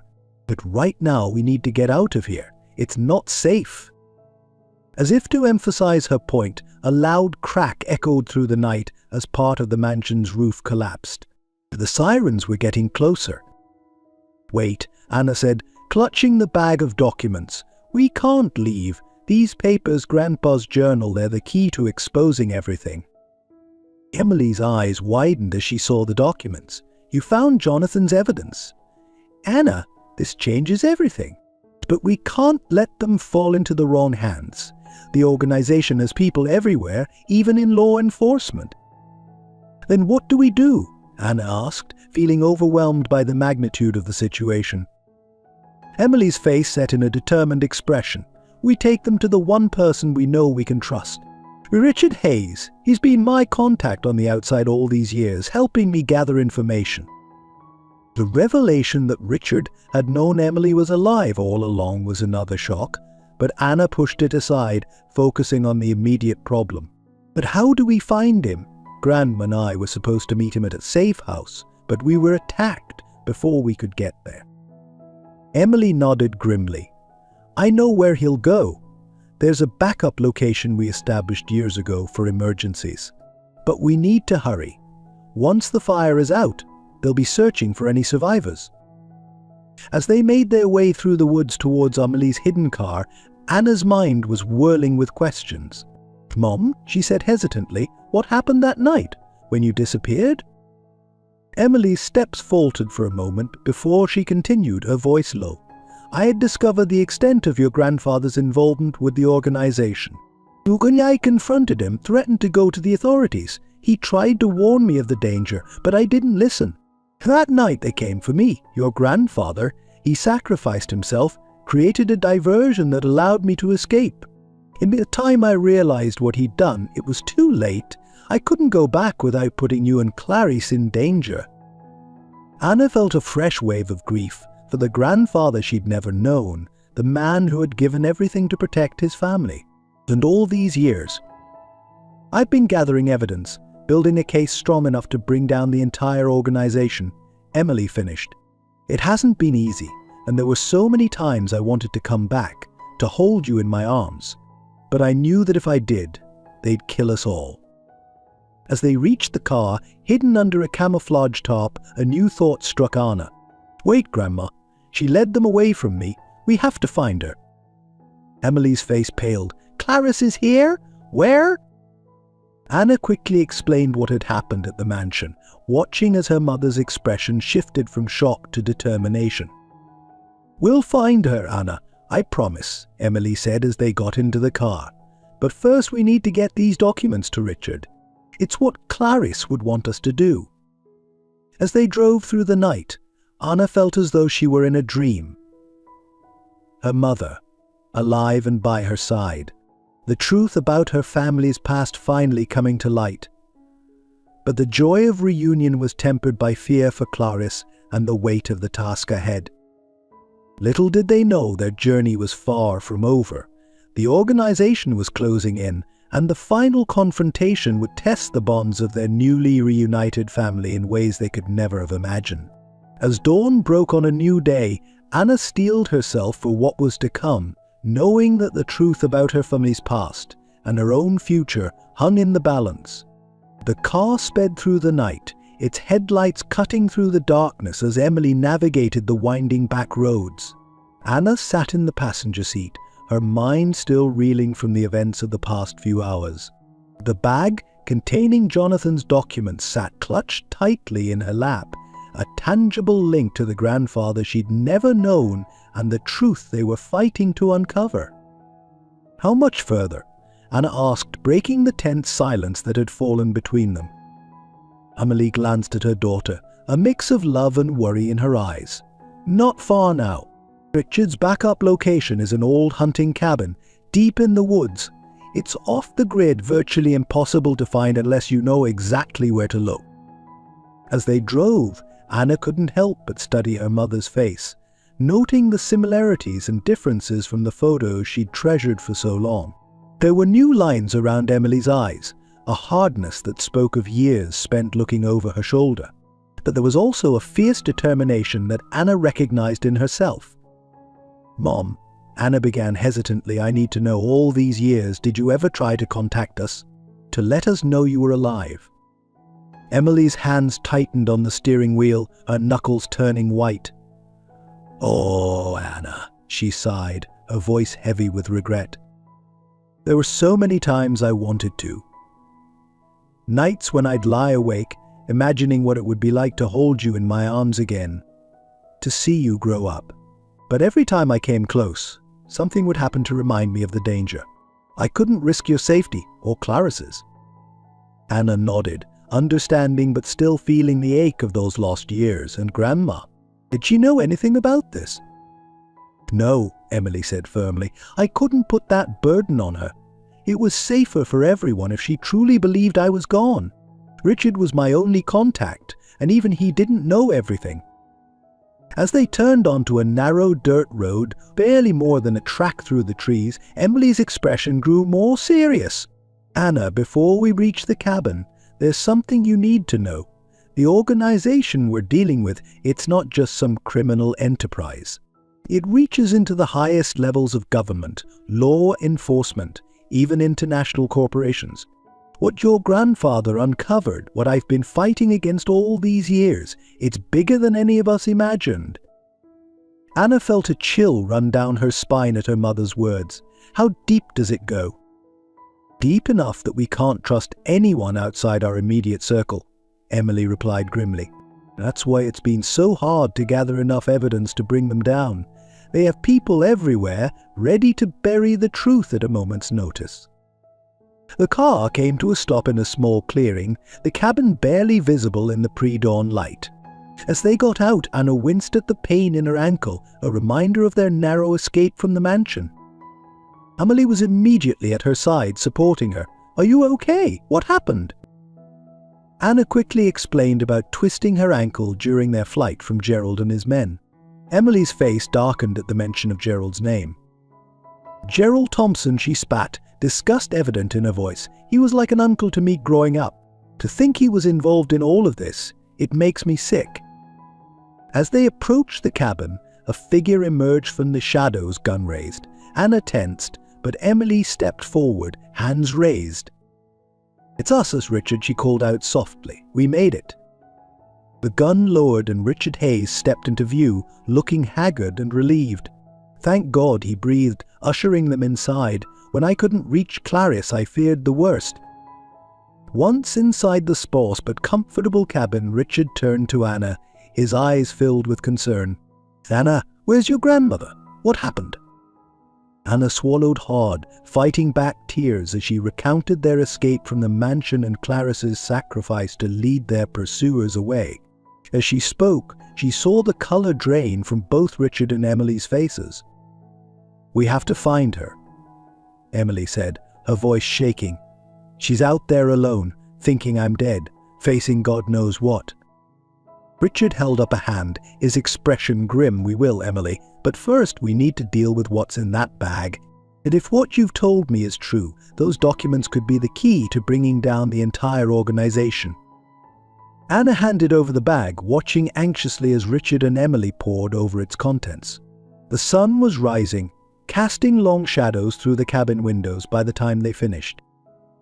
Hildefrod looked up, his eyes blazing with a mixture of triumph and fear. "This is it," he said, his voice barely above a whisper. "Everything we need to expose them. Financial records, communication logs, even details of their operations. Jonathan, he must have been planning this for years." Emily nodded, tears in her eyes. "He was trying to protect us in his own way." "Oh, Dad!" The moment of reflection was shattered by the sound of approaching vehicles. Richard rushed to the window, his face paling. "They've found us," he said, his voice tight with tension. "How the hell did they track us here?" Emily was already moving, gathering up the documents. "It doesn't matter. We need to get out of here now. Is there another way out?" Richard nodded, moving towards a concealed trapdoor. "There's a tunnel leads to a cave system about a mile from here. We can lose them in the woods." As they hurried to gather what they needed, Anna couldn't shake the feeling that they were missing something crucial. "Wait," she said suddenly, causing both Emily and Richard to pause. "What if this is our chance? We have the evidence. If we can get it to the right people." Emily shook her head vehemently. "It's too risky, Anna. We don't know who we can trust." But Anna stood her ground, a plan forming in her mind. "What if we don't have to trust anyone? Just what if we can make the evidence public all at once so they can't cover it up?" Richard's eyes widened as he caught on to her idea. "The internet," he breathed. "If we can upload everything, send it to multiple news outlets simultaneously." "It would be chaos," Emily finished, a glimmer of hope in her eyes. "They wouldn't be able to contain it all." The sound of car doors slamming outside spurred them into action. Richard hurried to set up his laptop, establishing a secure connection, while Emily and Anna sorted through the documents, deciding what was most crucial to include in their digital bombshell. As Richard worked feverishly to upload the files, Emily turned to Anna, cupping her daughter's face in her hands. "I am so proud of you," she said, her voice thick with emotion. "You're braver than I ever was." Anna leaned into her mother's touch, feeling a lifetime of longing in that simple gesture. "We're going to finish this," she said with determination. "For Grandpa, for Grandma, for all of us." The sound of splintering wood echoed through the cabin as their pursuers began to break down the door. Richard looked up from the computer, his face pale but resolute. "It's done," he said. "The files are uploading. In a few minutes, the whole world will know the truth." As the door burst open, Gerald Thompson leading a group of armed men into the cabin, Anna felt a strange sense of calm settle over her. Whatever happened next, the truth was out there. The lies and secrets that had torn her family apart for so long were finally exposed to the light of day. Emily stepped forward, placing herself between the intruders and her daughter. "It's over, Gerald," she said, her voice steady and strong. "The truth is out. There's nowhere left for you to hide." Gerald's face contorted with rage as he realized what they had done, but before he could respond, a commotion outside drew everyone's attention, and the sound of police sirens filled the air, growing louder by the second. In the chaos that followed, as local law enforcement, drawn by the disturbance, clashed with Gerald's men, Anna found herself being pulled towards the trapdoor by her mother and Richard. As they descended into the darkness of the escape tunnel, Anna's last glimpse of the cabin was of Gerald Thompson, the man who had caused her family so much pain, being led away in handcuffs. The tunnel was damp and narrow, forcing them to move in single file. As they emerged into the early morning light in a secluded part of the forest, Anna felt as though she were waking from a long nightmare. The truth was out, the organization exposed, but there was still one piece missing from this puzzle. "Grandma," Anna said, turning to Emily and Richard, "we need to find her. She has to know the truth that you're alive, that we did it." Emily nodded, tears shining in her eyes. "Yes, we'll find her. And this time I'm never letting her go again." As they made their way through the forest, towards an uncertain future, but with the weight of secrets finally lifted from their shoulders, Anna felt a glimmer of hope. Their family had been torn apart by lies and deceit, but now, with the truth finally revealed, perhaps they could begin to heal. The road ahead would not be easy, but for the first time in years they would face it together. The forest was alive with the sounds of birds greeting the new day as Emily, Anna, and Richard made their way through the dense undergrowth.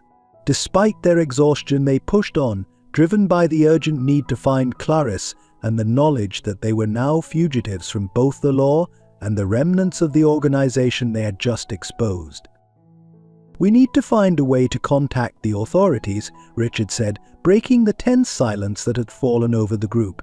to explain our side of the story before they label us as criminals.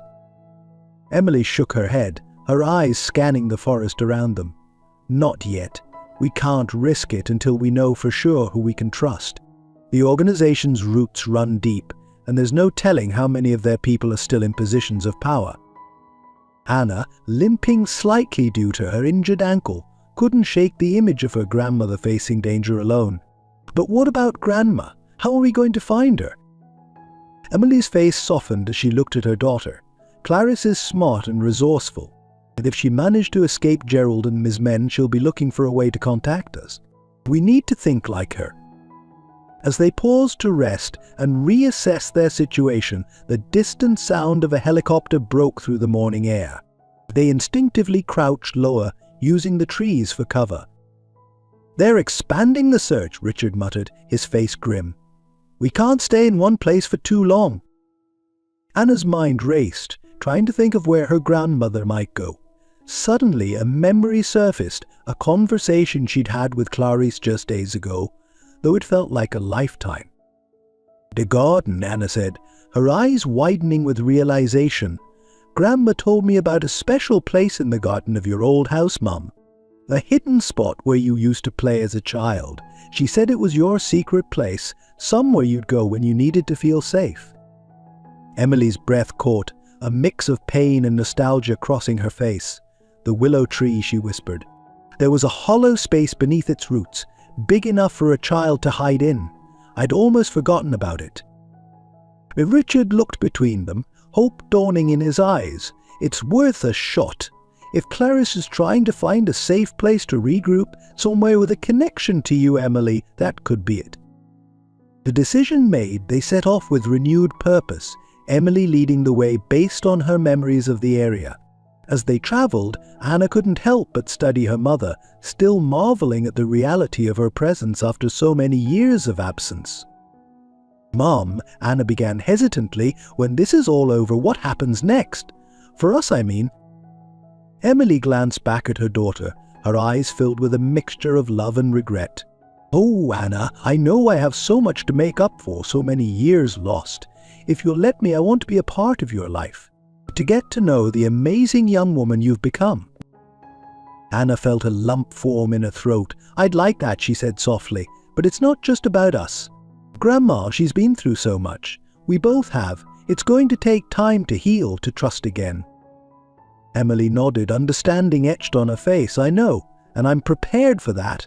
Whatever it takes, however long it takes, I want to make things right, with both of you." As the day wore on, the terrain became more familiar to Emily. They were getting close to the old Morgan property. Caution slowed their progress as they approached, keenly aware that this could also be a location their pursuers might check. Finally, they caught sight of the old house through the trees. It stood silent and seemingly abandoned, a shadow of its former grandeur. Emily led them around the perimeter, staying hidden in the tree lane until they reached the back of the property where the gardens once flourished. "There," Emily whispered, pointing to an ancient willow tree that stood apart from the other vegetation. Its long, sweeping branches created a curtain of green, hiding whatever lay beneath from prying eyes. They approached cautiously, Emily in the lead. As they drew closer, Anna's heart began to race. Or was Clarice really here? Had their intuition been correct? Emily gently parted the willow's branches, revealing the gnarled roots at its base. For a moment, everything was still. Then, a movement caught their eye. From the hidden hollow beneath the roots, a figure emerged. Clarice Morgan, disheveled and exhausted, but very much alive, looked up at them with wide, disbelieving eyes. "Emily." Clarice's voice was barely a whisper, her hand reaching out as if to touch a ghost. "Is it really you?"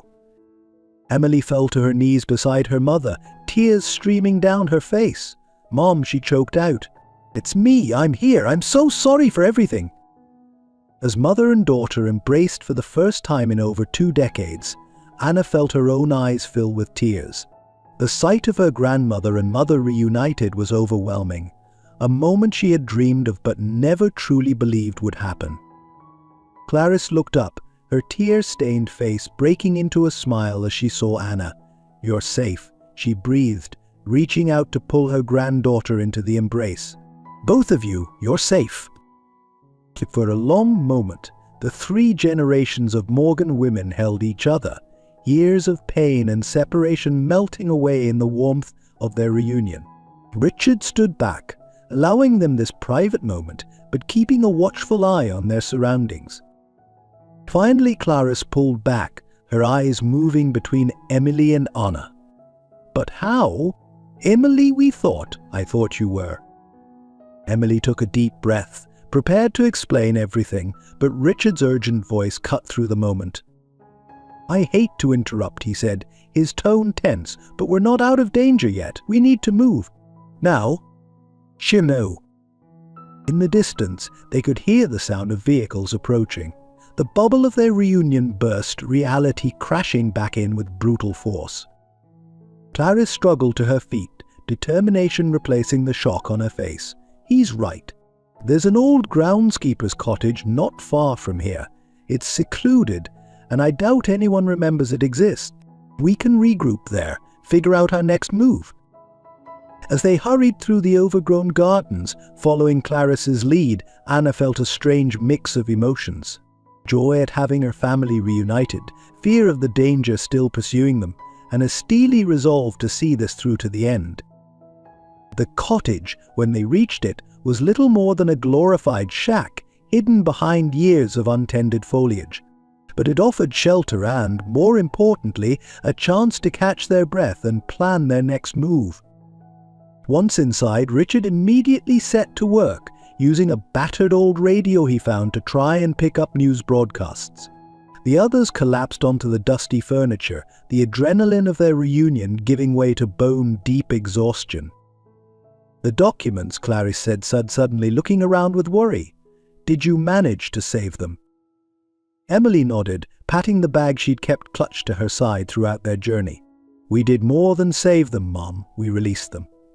Everything. It's all out in the open now."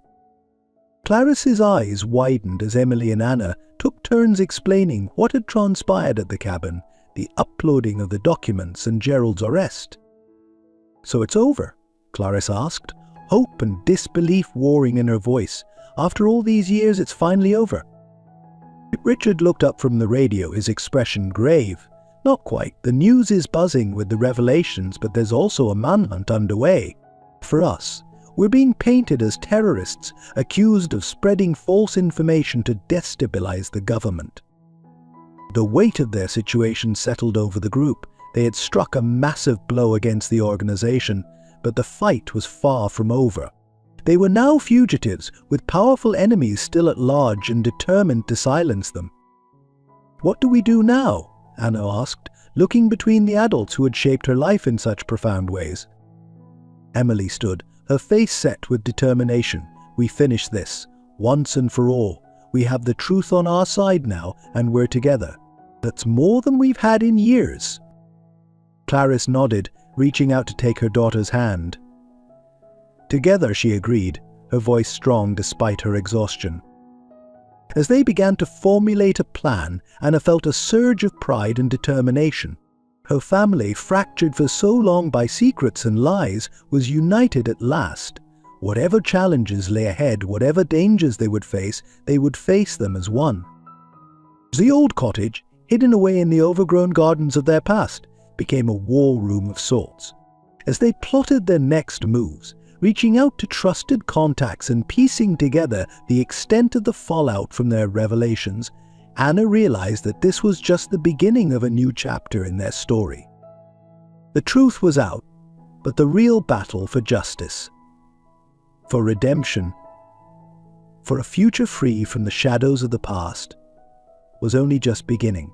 And this time they would fight it together, 3 generations of Morgan women united by blood, by love and by an unshakable determination to see justice done. The old groundskeeper's cottage buzzed with tension as Clarice, Emily, Anna, and Richard huddled around a battered radio, listening intently to the latest news broadcast. The world outside was in chaos, reeling from the revelations they had unleashed. Unprecedented allegations of corruption at the highest levels of government and law enforcement. A reporter's voice crackled through the static. Documents released anonymously to multiple news outlets paint a picture of a vast conspiracy reaching into every corner of. Richard switched to another station, his face grim. Manhunt continues for the individuals believed to be responsible for this massive data leak. Authorities are urging citizens to be on the lookout for Clarice Morgan, her recently discovered granddaughter Anna, and Emily Morgan, long thought deceased but now. He turned off the radio, the silence in the cottage deafening. "Oh," Emily said, breaking the tension, "at least they got one thing right. I'm not dead." Despite the gravity of their situation, Anna couldn't help but chuckle. It was a small moment of levity in the storm they found themselves in. Clarice stood, pacing the small confines of the cottage. "We need a plan. We can't stay here forever and we can't keep running. There has to be a way to clear our names to make people understand that we're not the villains in this story." Richard nodded, his legal mind already working on possibilities. "The key is finding someone we can trust, someone with enough authority and integrity to listen to our side of the story without immediately turning us in." "But who?" Anna asked, the weight of their fugitive status settling heavily on her shoulders. "The organization's reach is so vast. How can we be sure anyone is truly free from their influence?" Emily, who had been quiet for a while, suddenly spoke up. "I might know someone, an old friend from my college days. She's a federal judge now with a reputation for being incorruptible. If anyone would be willing to hear us out, it's her." Clarice turned to her daughter, hope and wariness warring in her eyes. "Can we trust her, Emily, after everything that's happened?" Emily met her mother's gaze, years of pain and misunderstanding passing between them. "We have to trust someone, Mom. And Judge Sandra Hawkins, she was always driven by a sense of justice. And if we can get to her, show her what we know, I believe she'll help us." The group fell silent, considering their options. It was a risk, but one they might have to take. "All right," Richard said finally, "but getting to a federal judge while we're the most wanted people in the country isn't going to be easy. We need a plan." As they began to brainstorm, Anna found her mind wandering. She thought of the life she had led before all this began, the simple existence working in diners and dreaming of a better future. Now, here she was, caught up in a conspiracy that threatened to shake the foundations of society itself. "I have an idea," Anna said suddenly, causing the others to turn to her in surprise. "But it's dangerous, and you're not going to like it." She outlined her plan, a plan that would put her directly in the spotlight, using the media frenzy surrounding their case to their advantage. It was risky, borderline reckless, but it just might work. Emily shook her head vehemently. "Absolutely not. It's too dangerous. I won't lose you again, not when I've just found you." But Clarice was looking at her granddaughter with a mixture of pride and understanding. "It could work," she said softly, "and Anna's right, it might be our best shot." So debate raged on, tensions rising and falling. Anna found herself studying the faces of her family. Her grandmother, worn by years of grief but still fiercely determined. Her mother, a stranger and yet so familiar, fighting to protect the daughter she had been forced to abandon. And Richard, loyal to the end, risking everything for the truth. Finally, a consensus was reached. They would move forward with Anna's plan, but with modifications to ensure her safety as much as possible.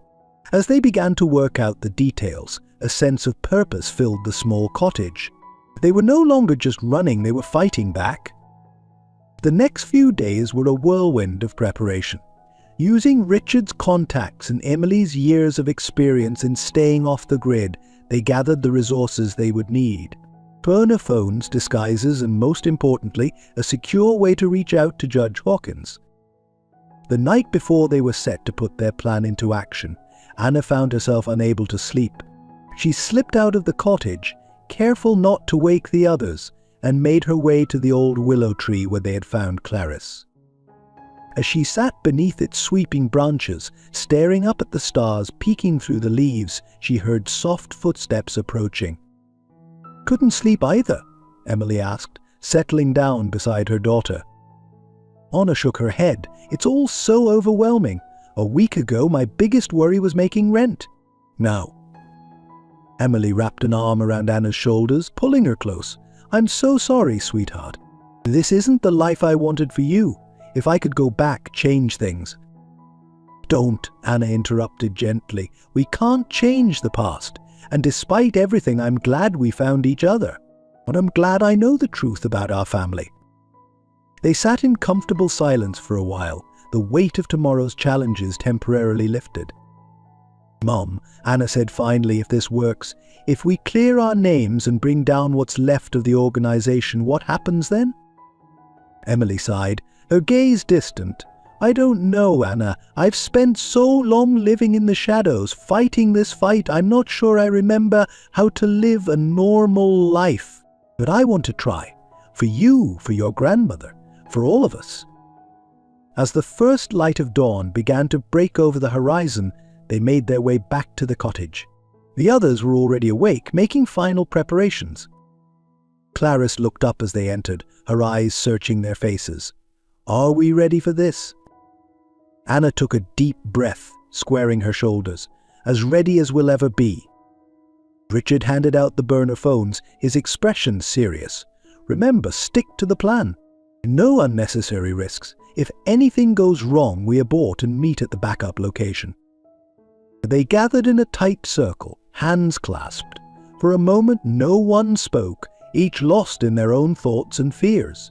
Then, with a collective nod, they stepped out into the morning light, ready to face whatever came next. As they drove towards the city, towards the most dangerous gambit of their lives, Anna felt a strange sense of calm settle over her. Whatever happened today, they were in it together. The truth was on their side, and they would see it through to the end. The skyline of the city came into view, a maze of steel and glass that held both danger and opportunity. Somewhere in that urban jungle, Judge Sandra Hawkins was waiting, unknowingly holding the key to their salvation or their downfall. Anna closed her eyes, sending a silent prayer to whoever might be listening, for strength, for courage, and most of all, for the chance to finally bring justice to those who had torn her family apart for so long. As they entered the city limits, the first phase of their plan began. It was time to turn the tables, to go from hunted to hunters. The final act of their family's long drama was about to unfold, and the world would never be the same. The bustling city streets were a stark contrast to the quiet seclusion of the cottage they had left behind. Clarice, at the wheel of their nondescript sedan, navigated through the morning traffic with practiced ease, her eyes constantly scanning for any signs of pursuit. In the back seat, Anna fidgeted nervously with the strap of her bag, which contained copies of the most damning evidence they had uncovered. Emily reached over, placing a reassuring hand on her daughter's knee. Remember, Emily said softly, stick to the plan. No matter what happens, we're in this together. Anna nodded, drawing strength from her mother's touch. It was still surreal, having Emily back in her life after so many years of absence. The bond between them, though new, felt unbreakable. Richard, seated in the front passenger seat, was on high alert, his years of legal experience giving him a keen eye for potential threats. We're approaching the courthouse, he announced, his voice tense. Everyone ready? The plan was audacious in its simplicity. Anna would turn herself in at the courthouse, creating a media frenzy that would draw attention away from the others. Meanwhile, Emily and Richard would use the distraction to make contact with Judge Hawkins, hoping to present their case before the force of law enforcement could descend upon them. As they pulled up to the courthouse, a crowd of reporters was already gathering, alerted by an anonymous tip, courtesy of Richard's careful planning. Anna took a deep breath, steeling herself for what was to come. Clarice turned in her seat, her eyes meeting Anna's. You don't have to do this, she said, her voice thick with emotion. We can find another way. But Anna shook her head, a determined set to her jaw. No, this is our best chance. I can do this, Grandma. Trust me. With a final embrace from Emily and a supportive nod from Richard, Anna stepped out of the car. The effect was immediate. Shouts of recognition rippled through the crowd, cameras flashing as reporters surged forward. Anna Morgan. One reporter called out, "Is it true that you and your family are responsible for the massive data leak? Are the allegations of government corruption true?" Another shouted. Anna raised her hands, projecting an air of calm she didn't entirely feel. "I'm here to turn myself in," she announced, her voice carrying over the clamor. "But before I do, there's something the American people need to know." As Anna began to speak, carefully recounting the tale of conspiracy and corruption they had uncovered, Clarice pulled away from the curb. They had mere minutes to reach Judge Hawkins before the authorities realized what was happening. Emily's heart raced as they approached the service entrance of the courthouse. Everything hinged on their ability to reach the judge before security could lock down the building. "There," Richard pointed, spotting a familiar figure hurrying towards her car. "That's her." Clarice pulled up alongside the startled judge, Emily already rolling down her window.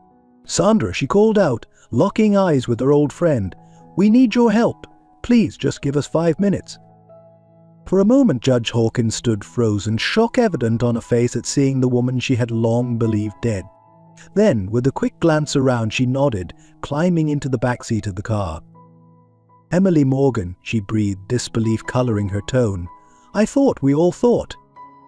"I know," Emily cut in, her voice urgent. "And I promise I'll explain everything. But right now we need your help. Corruption goes deeper than anyone realizes, and we have proof." As Clarice drove, taking a circuitous route to avoid any purgit, Emily and Richard laid out their case. They presented the evidence they had gathered, explaining the vast conspiracy that had torn their family apart and threatened the very foundations of justice. Judge Hawkins listened intently, her expression growing graver with each revelation. When they finished, she sat back, running a hand through her hair. "This is overwhelming," she said finally. "If what you're saying is true, it would shake the entire system to its core." "It is true," Clarice insisted, her eyes meeting the judge's in the rearview mirror. "Every word of it. And right now my granddaughter is putting herself at risk to give us this chance to be heard." A tense silence fell over the car as Judge Hawkins considered their words. Outside, sirens began to wail in the distance, growing closer with each passing second. "All right," the judge said at last, her voice filled with resolve. "I'll help you, but we need to move fast. If even half of what you've told me is true, there are people who will stop at nothing to keep this quiet." Relief washed over the group, but there was no time to celebrate. They needed to act quickly to ensure Anna's safety and to present their evidence in a way that couldn't be dismissed or covered up. As they formulated a plan, Clarice couldn't help but marvel at the strange twists of fate that had brought them to this point. Her family, torn apart for so long, was now united in a fight for justice that was larger than any of them. Across town, Anna stood on the steps of the courthouse, surrounded by a sea of reporters and onlookers. She had managed to hold their attention, carefully revealing select pieces of information that hinted at the larger story without giving everything away. But time was running out. She could see police vehicles approaching, their sirens cutting through the clamor of the crowd. Anna's heart raced, hoping that her family had succeeded in their part of the plan. Just as the first officers began to push through the crowd, a commotion at the top of the courthouse steps drew everyone's attention. Judge Sandra Hawkins emerged, flanked by Emily, Clarice, and Richard. "Anna Morgan," the judge called out, her authoritative voice silencing the crowd. "I am placing you under the protection of this court. Officers, stand down." A ripple of shock went through the assembled crowd. This was not how anyone had expected this scene to play out. As Anna was ushered inside the courthouse by her family, Judge Hawkins addressed the stunned reporters and law enforcement officers. "Ladies and gentlemen," she began, her voice carrying the weight of her position, What we are about to reveal will change everything you thought you knew about the workings of our government and justice system. I urge you all to listen carefully and to remember that the pursuit of truth is the highest calling of both the press and the law.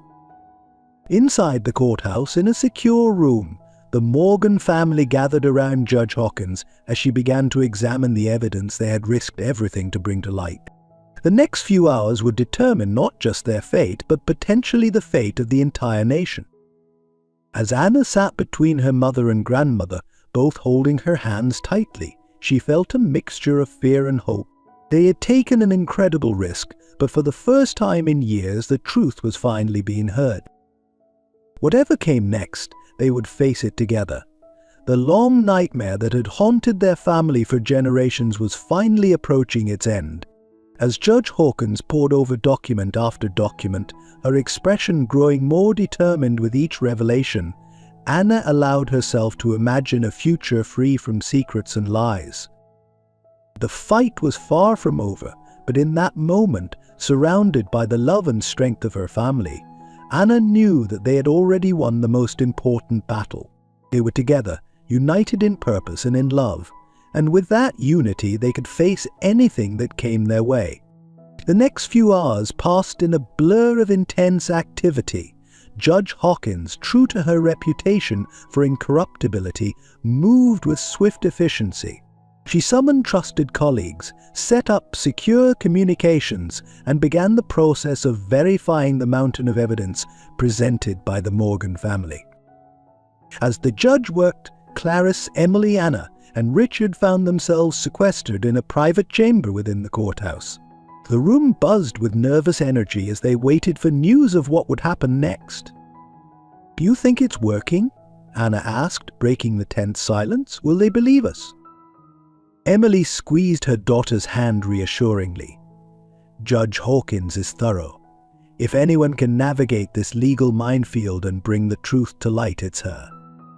Clarice nodded in agreement, though her eyes never left the door. "We've done all we can, and now we have to trust in the system we're trying to save." As the hours ticked by, snippets of news reached them through carefully vetted channels. The story was breaking across all major networks, sending shockwaves through the corridors of power. Phones were ringing off the hook in government offices across the country as officials scrambled to respond to the allegations. Richard, who had been pacing the room, suddenly stopped, his face pale. "We need to be prepared," he said gravely. "The organization won't go down without a fight. They'll try to discredit us, to paint us as criminals or lunatics." As if on cue, a knock at the door startled them all. Judge Hawkins entered, her expression unreadable. "We're ready," she said simply. "It's time." The family exchanged glances, a mix of fear and determination in their eyes. This was the moment they had been working towards, the culmination of years of struggle and sacrifice. As they were led through the courthouse, flanked by security, Clarice couldn't help but marvel at the surreal act. Just days ago, they had been fugitives hunted and alone. Now they were at the center of a storm that threatened to reshape the very foundations of power in the country. They emerged into a packed courtroom, cameras flashing and reporters straining against barriers for a better view. At the front of the room, a panel of judges sat ready to hear their testimony. Judge Hawkins took her place among her colleagues, her voice ringing out clear and strong. "What we are about to hear today will shake our nation to its core. But let us remember that the pursuit of justice, no matter how difficult or painful, is the cornerstone of our democracy." As Clarice stepped forward to give her testimony, she felt the weight of history on her shoulders. She spoke of Jonathan's initial involvement with the organization, his growing horror as he uncovered the true extent of their corruption, and his desperate attempts to gather evidence before it was too late. Emily followed, her voice steady as she recounted her years in hiding, the constant fear, and the heartbreaking decision to stay away from her family to protect them.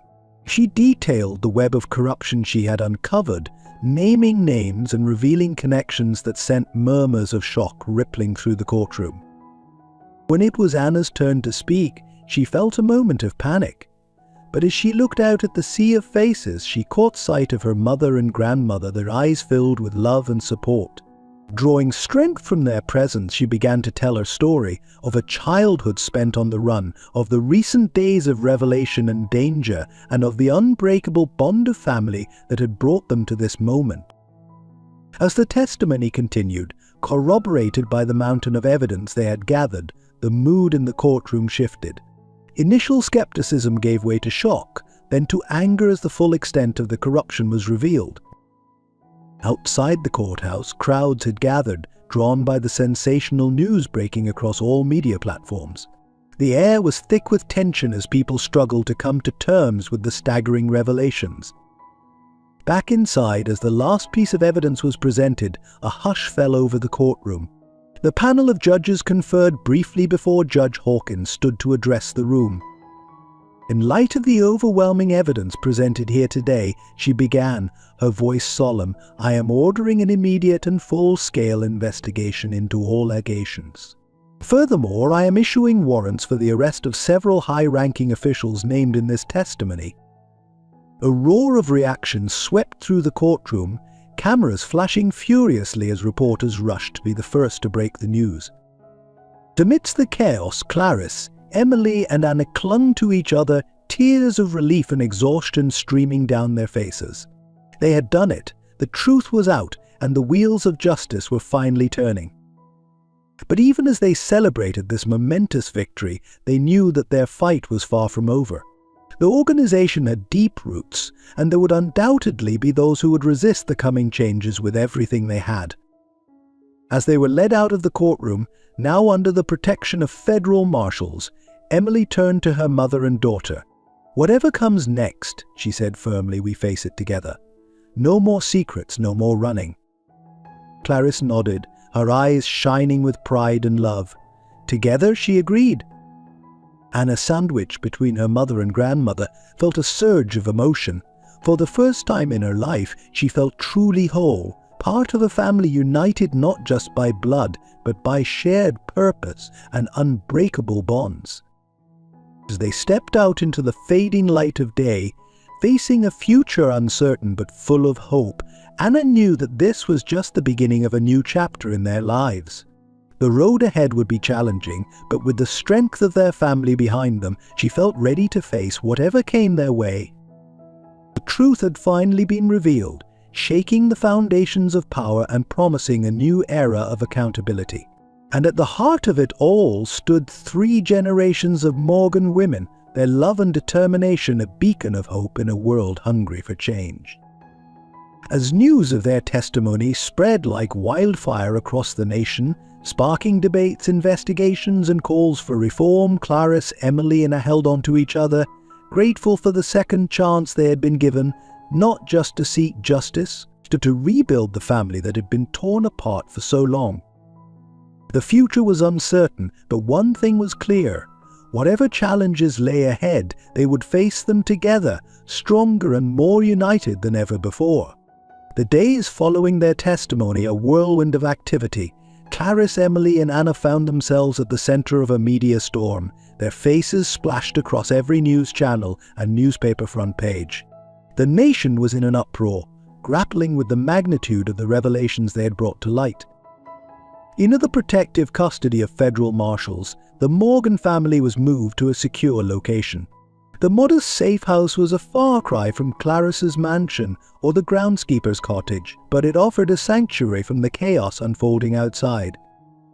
As they sat around the small kitchen table, sipping coffee and watching the news unfold on a battered television, Anna couldn't help but feel a sense of unreality. "It's strange," she mused, "to see our story being told by others, to watch the world change because of what we did." Emily nodded, her eyes fixed on the screen where yet another high-ranking official was being led away in handcuffs. "It's overwhelming. I spent so many years in the shadows, fighting this fight alone. To see it all out in the open now." Clarice reached out, taking her daughter's hand. "You're not alone anymore, Emily. None of us are." The moment was interrupted by a knock at the door. Their assigned marshal entered, his face grave. "We've got a situation," he announced. "There's been a security breach. We need to move you now." In a flurry of activity, they gathered their meager belongings. As they were rushed to a waiting vehicle, Anna caught a glimpse of dark-suited figures approaching the safe house. Her heart raced, remembering all too vividly their narrow escapes in the past. "It's not over, is it?" she asked as they sped away, her voice barely above a whisper. Richard, who had been working tirelessly to coordinate their legal defense, shook his head. "The organization is weakened, but not destroyed. There are still powerful people out there who want to silence us." The car wound its way through back roads and small towns, putting distance between them and the compromised safe house. As night fell, they found themselves at a small motel on the outskirts of a nondescript town. "We'll stay here tonight," their marshal informed them. "New orders will come in the morning." As they settled into their adjoining rooms, the adrenaline of their hasty escape began to wear off. Anna found herself sitting on the edge of a bed, a wave of exhaustion washing over her. And Emily sat beside her, wrapping an arm around her daughter's shoulders. "How are you holding up, sweetheart?" Anna leaned into her mother's embrace, allowing herself a moment of vulnerability. "I'm scared," she admitted. "I thought once the truth was out it would be over, but it feels like we're still running." "I know," Emily soothed, running a hand through Anna's hair. "But we're not just running anymore. We're fighting back. And we're not alone." In the next room, Clarice and Richard were deep in discussion, poring over legal documents and news reports. "The public is on our side," Richard was saying, his tone cautiously optimistic. "The outcry for justice is overwhelming. But we need to be careful. The organization still has resources, still has people in positions of power." Clarisse nodded, her face set with determination. "Then we keep fighting. We've come too far to back down now." As the night wore on, the family gathered in one room, drawing comfort from each other's presence. They shared stories, filling in the gaps of their years apart. Laughter mingled with tears as they began the process of truly becoming a family again. In the early hours of the morning, as the others slept, Anna found herself unable to rest. She slipped outside, breathing in the cool night air. The stars above seemed brighter somehow, as if reflecting the hope that had been rekindled in her heart. She heard the door open behind her and turned to see her grandmother joining her.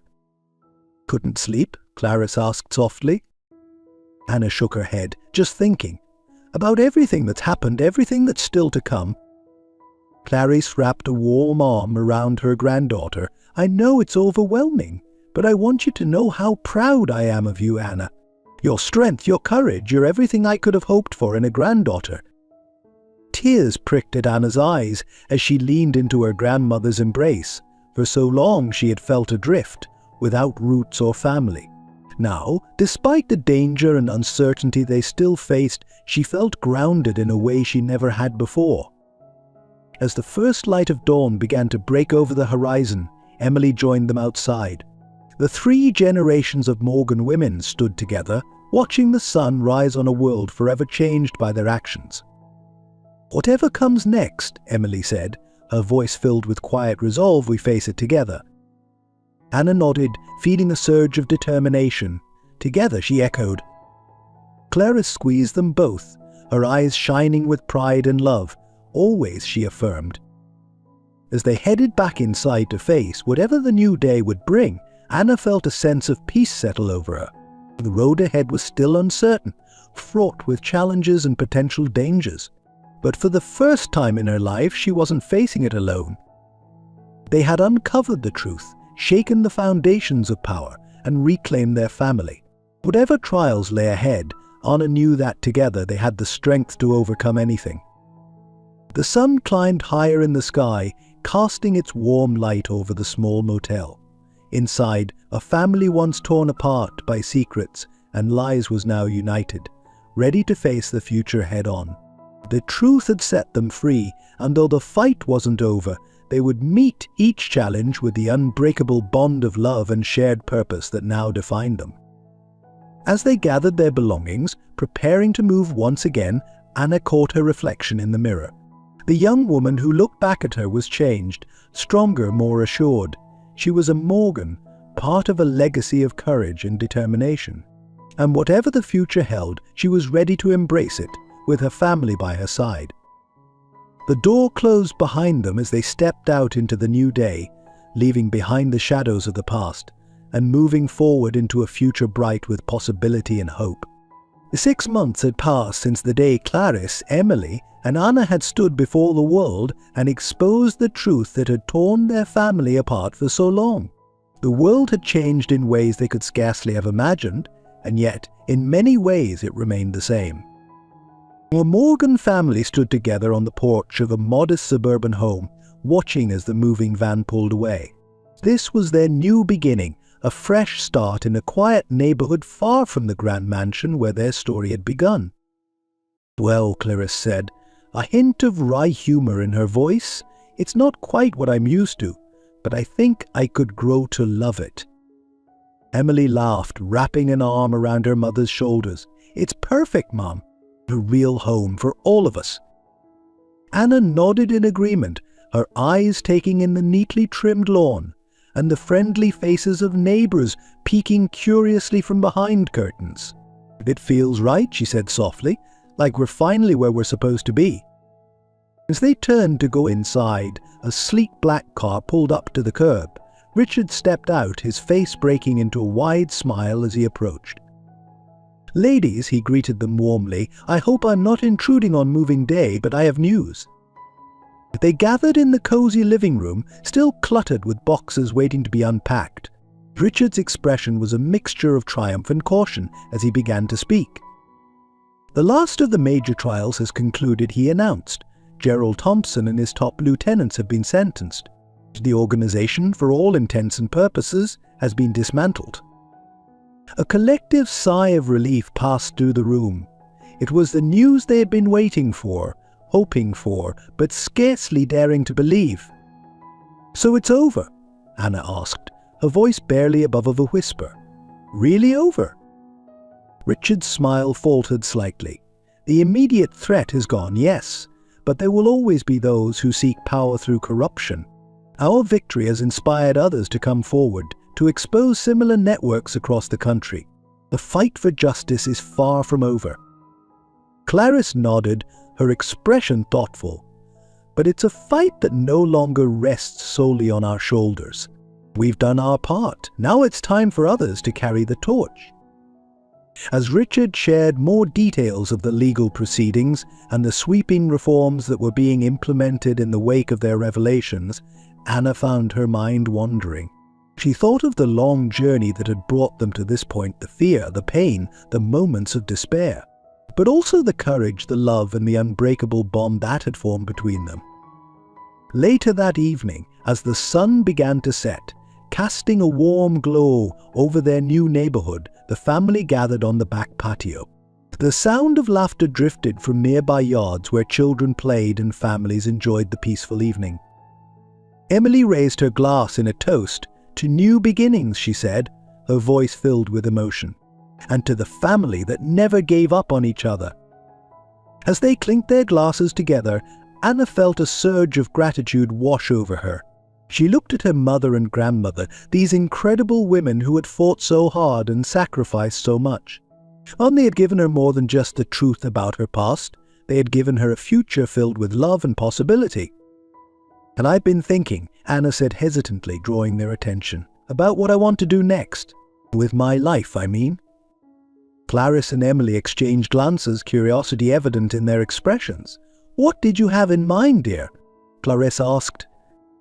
Anna took a deep breath, gathering her courage. "I want to go to law school," she announced. "I want to fight for justice, to help others who have been silenced or victimized.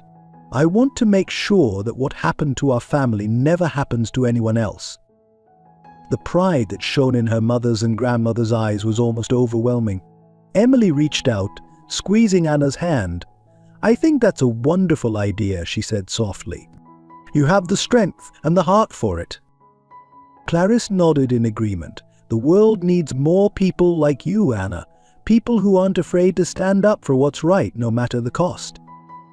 And as the conversation turned to plans for the future, Anna's education, Emily's ideas for a book about their experiences, Clarice's desire to start a foundation to help families torn apart by injustice. There was a sense of hope and excitement that permeated the air.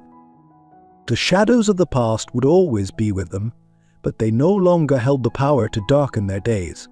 Instead, those shadows served as a reminder of how far they had come, of the strength they had found in each other.